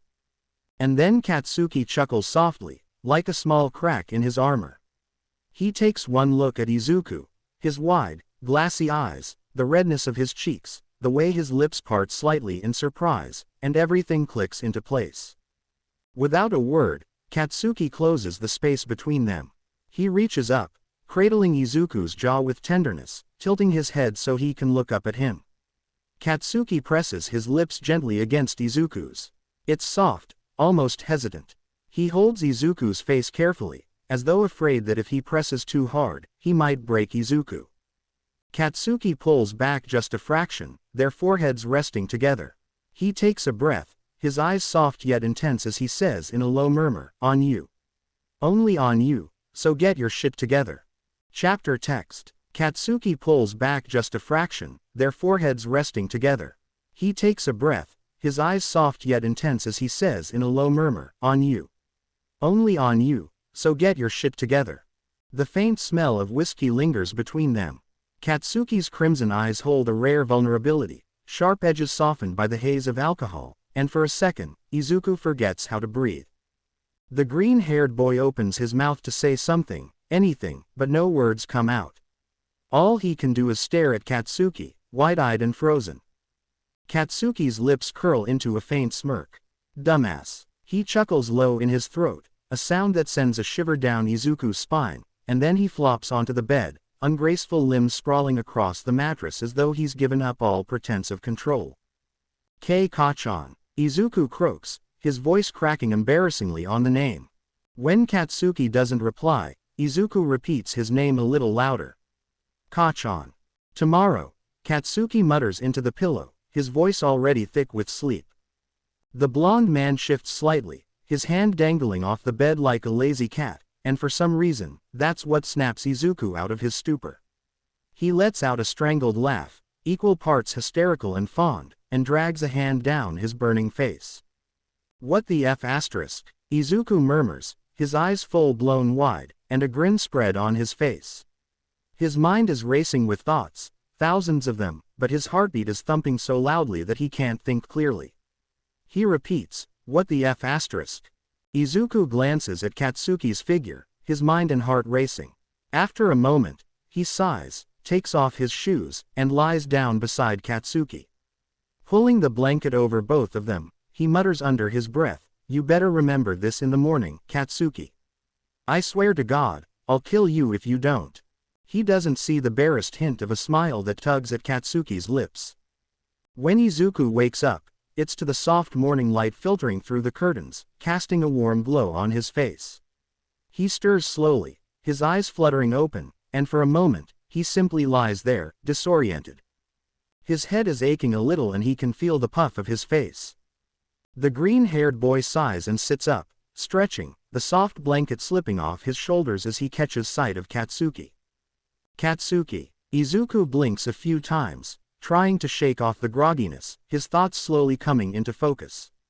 Why is he on Katsuki's bed? Izuku blinks again, racking his brain to wake up, and that's when the events from the night before replay in his mind. His stomach twists with a mix of uncertainty and something else.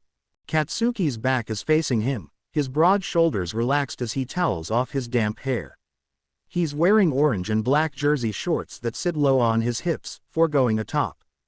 Drops of water glisten on the nape of his neck, catching the morning light streaming through the window. When Katsuki shifts slightly, Izuku feels a panic rise in his chest. He has no idea what Katsuki remembers, or worse, if he remembers at all. Instinctively, Izuku snaps his eyes shut, pretending to sleep. He tries to breathe slowly, but it comes out as exaggerated. He can feel the warmth of Katsuki's presence even from across the room, and it's almost unbearable. A sudden press of a finger against his cheek. "Oi." "Well," Izuku thinks and exhales. He cracks one eye open, only to find Katsuki leaning over him, an unimpressed look on his handsome face. "You're still terrible at pretending to sleep, nerd." Katsuki's voice is raspy but oddly soft. Izuku sits upright, cheeks burning. "I wasn't pretending." Katsuki snorts, pulling back and crossing his arms. "Yeah, sure, whatever helps you sleep at night." His tone is casual, as if the weight of last night's confession doesn't hang between them like a storm cloud. Something clicks within Izuku and he deflates, thinking, he doesn't remember, does he? Katsuki turns back toward the window. "Wanna take a shower? I know you hate sleeping without showering," Katsuki says, his voice gruff but unbothered, like everything is perfectly normal. He doesn't. Izuku forces a small nod. "Okay. Clothes are already inside," Katsuki adds. Izuku steps into Katsuki's large bathroom, closing the door behind him with a soft click. He presses his back against the surface, tilting his head up as he lets out a shaky breath. He feels disappointed. Did Katsuki really forget what he just admitted last night? Izuku shakes his head, biting his lip. It's not Katsuki's fault, not really. He'd been drunk, after all. Maybe it was the alcohol that talked. Glancing around the bathroom, Izuku's eyes land on the small toothbrush holder by the sink, where his spare green toothbrush sits alongside Katsuki's orange one. Izuku sighs and steps into the shower, the warm water cascading over him as he tries to push his thoughts aside. But the ache in his chest doesn't go away. His mind races, replaying every detail of last night, and yet, here he was, feeling like he was the only one who remembered it.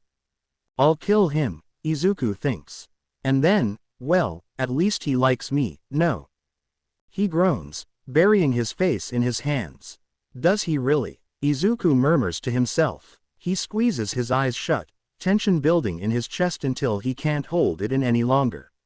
He screams, "Ah!" From the other side of the door, Katsuki's voice cuts through like a bolt of lightning. Izuku, you alright? Did you fa? Izuku's heart leaps into his throat, and he scrambles to respond, his voice cracking slightly. Ah, yes, Kachan. Izuku slaps a hand over his face, feeling his cheeks burn. He shakes his head and quickly finishes his shower before drying off, brushing his teeth, and grabbing the clothes Katsuki had left for him. The shirt is far too large for his figure, the hem falling well past his hips. It smells faintly of Katsuki. He steps out of the bathroom, tugging nervously at the hem of the oversized shirt. His damp curls cling to his forehead, and his face is still warm.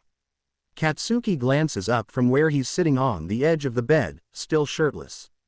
His crimson eyes flicker briefly over Izuku before dropping his phone on his side.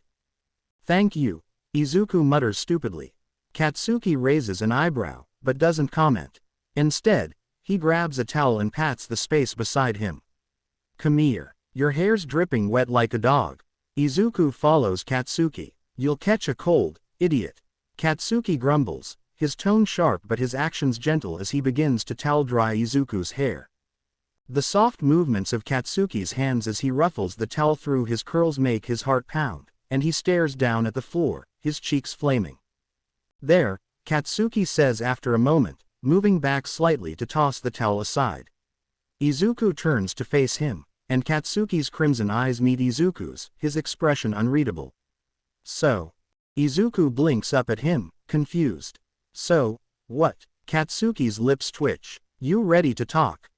Talk. Izuku repeats, his brain scrambling to catch up. Katsuki stares at him, unimpressed. It's only after a few seconds before Izuku realizes what's happening.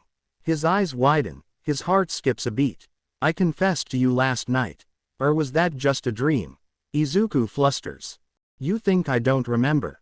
Katsuki crosses his arms, his eyes narrowing slightly. Course I do. Izuku can't help the smile that tugs on his lips. Thought maybe you didn't have enough time to think clearly last night, so I gave you some time to, I don't know. Calm down. Figure your shit out. Yeah, hence the shower. Izuku's heart races, Katsuki's words hitting him. His throat tightens, and for a moment, he doesn't know how to express what he's feeling. Izuku takes a deep breath and looks at Katsuki, gathering the courage to speak. Okay, he says, his voice steady, even though his heart is pounding. Let's talk, Kachan. First things first, Izuku, Katsuki begins, his voice softer than usual, but still firm. I know you a lot, and let me just say this, you don't have to reciprocate my feelings. Katsuki exhales sharply, running a hand through his messy blonde hair. It's dry now. I don't want you to feel like you have to pity me or say you like me back just to make me feel better. I don't even need a response.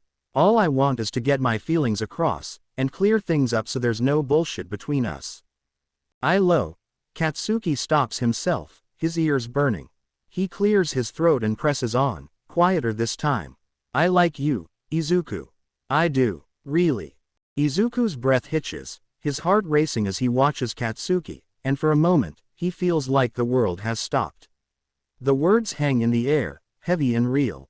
There's a visible release of tension in Katsuki's shoulders. They slump slightly, his posture less rigid. It's as if a weight has been lifted, though his nerves still linger, evident in the way Katsuki's fingers.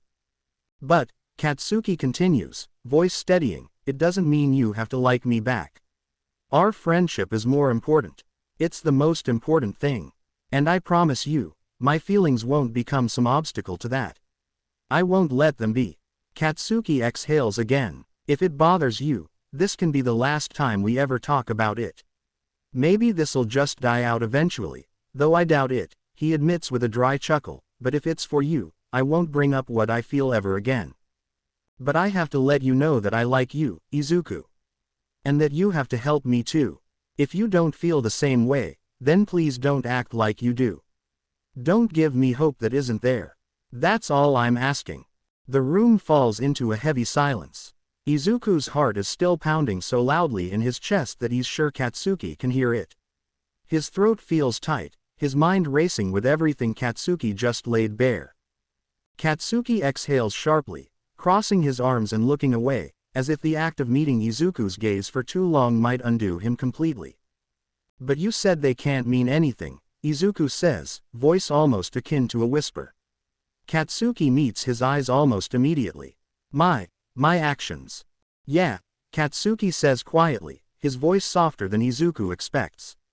His eyes are wide, bigger than Izuku remembers, as if something inside him is shifting. Why? Izuku asks. Because they can't, Katsuki answers simply, his words heavy with an unspoken weight. Because that would mean that you like me too. Izuku's pulse quickens, his stomach twisting at the thought. He says, urging Katsuki to continue. And you can't, Katsuki adds, his voice quieter now, almost like he's convincing himself. You can't like me, Izuku. You never could. Izuku pauses, feeling the weight of those words. He sees where this is going. The words are familiar, the pattern clear. The past is too heavy for Katsuki to shake off, and the self-doubt, the insecurity, lingers just beneath the surface. There, Izuku says, his tone catching on to Katsuki's thoughts. Izuku looks at him, his expression softening. He sees the struggle in Katsuki's eyes, the way he tries to mask his vulnerability with that stubborn, brash exterior. But Izuku knows. He's seen it all before. I get it now. The past has shaped Katsuki, and no matter how far they've come, no matter how much they've healed, there are still pieces of it lingering in the shadows. Katsuki, despite everything, still believes he's not worthy. Not worthy of love, not worthy of Izuku's affection. That's why he pushes people away, why he hides behind his anger, why he can't seem to let himself believe in the very chance of Izuku loving him. Izuku knows that Katsuki has always believed love needs to be earned. Through strength, success, and being the best. He's never let himself just be, and that's why opening up is so hard for him. Katsuki always felt like he wasn't good enough.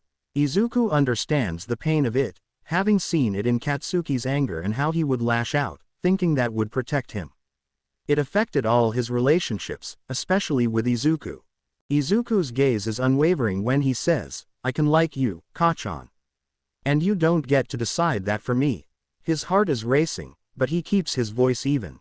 Truth is, he begins, taking a deep breath. I've always liked you, Kachan, and I dated other people to distract myself. It was shitty of me. I hated that I did that. All those relationships, they were nothing but labels.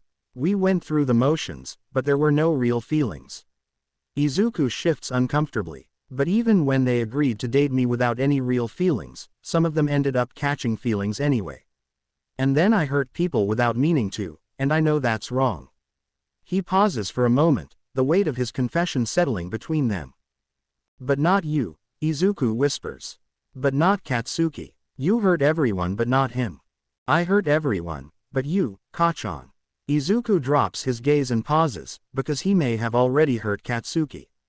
I've never meant to hurt you. When I avoided you like the plague, Izuku continues, a faint smile tugging at the corner of his mouth, though it doesn't reach his eyes. Sorry for that, by the way. He shifts uncomfortably, rubbing the back of his neck as if the memory still stings. I was just scared that you'd catch on to my feelings. Because I thought you didn't like me. And I also knew how important our friendship was to you. I was scared that if you found out, Our friendship was going to, end. He lets out a frustrated breath, trying to push the words out, but it's clear it's still hard for him to admit. I didn't want to lose you, Kachan. And I thought if I told you how I felt, I would. Katsuki doesn't reply right away. His face softens, but his eyes are still heavy with uncertainty, his lips pressed into a thin line. His brows furrow slightly, but there's a flicker of something almost relieved in his gaze as he looks up at Izuku, like he's finally hearing what he's been too scared to hope for. What are you trying to? Katsuki closes his mouth, as if afraid to ask. Izuku. Izuku smiles at him. Kachan, I'm saying that we're both idiots, huh? The green-haired boy says, chuckling. And that no, I love you too. There's a beat of silence.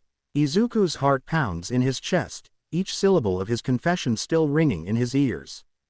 He can feel the weight of what he's just said, and yet, it feels like the most natural thing in the world. Katsuki's expression falters, disbelief flashing in his eyes. It's almost as if the words haven't quite reached him yet. But then, Katsuki blinks, his face turning red. He quickly looks away, rubbing the back of his neck. He scoffs to cover it up, but Izuku can still see the flush on his face.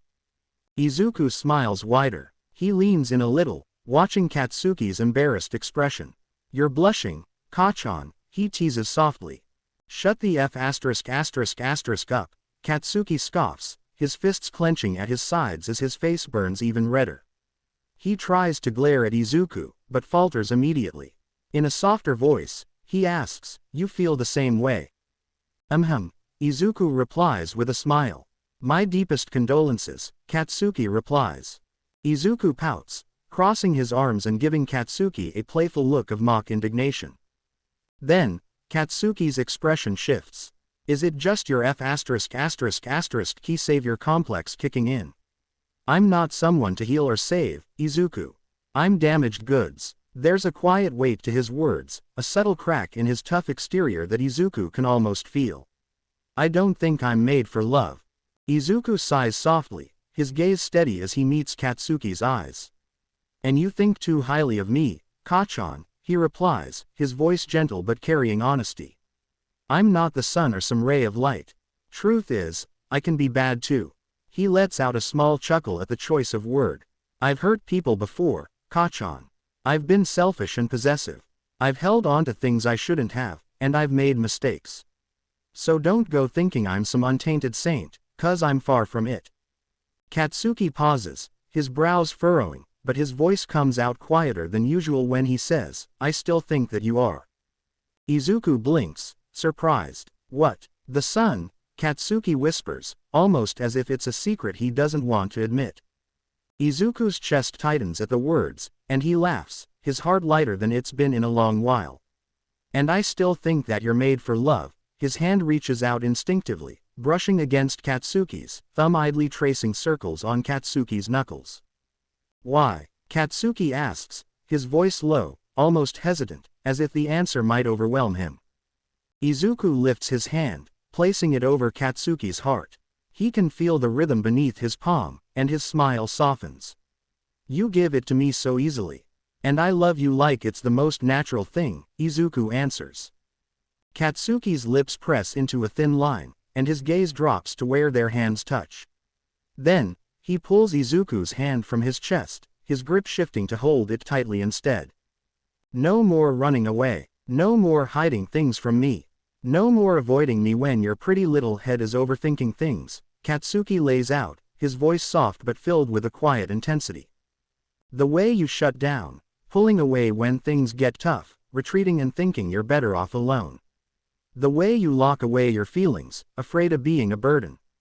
None of that anymore, Izuku, Katsuki adds, his gaze steady, like he's making a promise. Of course, we can't magically erase those things right away, but let's work through it, okay? Step by step, together. Izuku meets his gaze. And no more thinking that you're undeserving, Izuku says softly. Katsuki's expression softens, and in this moment, with everything laid bare between them, they both smile. No more running, no more hiding.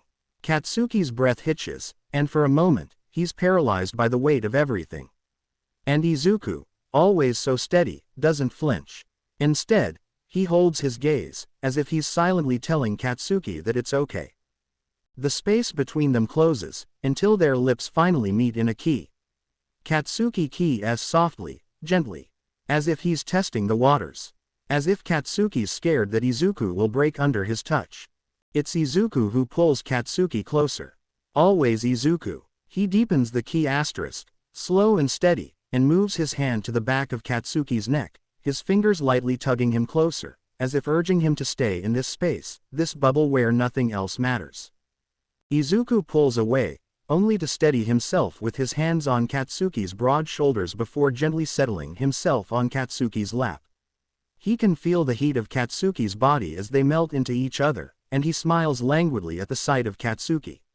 He's panting already, his breath is hot against Izuku's neck and red blossoms on his cheeks. The blond man stares at Izuku, his head tilted upwards to meet Izuku's green eyes, and in the silence between them, Izuku can't help but gently caress his cheek, his thumb tracing the pale skin. Katsuki's gaze softens, and without thinking, he rests into Izuku's touch. When Katsuki kisses him again, he's more confident. His hands move to Izuku's waist, pulling him closer, feeling the warmth of his body against his own, and Izuku melts into the touch. The green-haired man rests his hands against Katsuki's chest, feeling the thumping beat of his heart. Katsuki's lips move with a certain intensity, a quiet urgency that matches the way his heart races. It's rushed, every second slipping by too quickly, but in that fleeting moment, Izuku feels all the affection and unspoken words in the desperate press of their lips. Katsuki's hand moves to the back of Izuku's neck, fingers threading through his hair, pulling him closer, as if he can't bear to be apart for even a second. When they finally pull apart, their foreheads rest together, breathless and smiling. Izuku lifts a hand, brushing a stray strand of hair from Katsuki's forehead. His fingers linger, lightly grazing Katsuki's skin, and he can't help but smile wider at the sight of Katsuki like this. So utterly handsome, so undeniably his. The sunlight pours through the window, gently lighting up Katsuki's face. It softens the defined sharpness of his features and gives his crimson gaze a hint of quiet affection. If Izuku is the sun, then Katsuki is the light. Bright, fierce, and impossible to miss. I love you, Kachan, Izuku says softly. Admits. Izuku sees the way Katsuki's ears redden. Katsuki groans. You're so corny, he repeats, trying to hide the softening in his expression. I'm corny. You think of me as the sun. Izuku protests with a smile. 'Cause you are. Katsuki's hand gently cups Izuku's face, his thumbs brushing over the soft skin of his cheeks. Izuku's heart skips a beat, his breath catching as Katsuki holds him there. With a slight tilt of his head, Katsuki leans in, his lips barely brushing Izuku's cheek as he bites the skin softly. The sun, babe. Your son, Izuku offers, his voice barely above a whisper, feeling the heat from Katsuki's touch spreading through him. If you'll let me have you, Katsuki murmurs, his gaze locking with Izuku's. He's asking so softly, so genuinely, with so much love that he doesn't realize that Izuku has always been his. A soft laugh escapes Izuku's lips. Weird way to ask me to be your boyfriend, but okay. His heart is racing, but in the best way possible. Your son, then, Kachan. He smiles. Your son. To be continued. I hope you enjoyed this story. Also remember to subscribe and like this video. See you in the next video.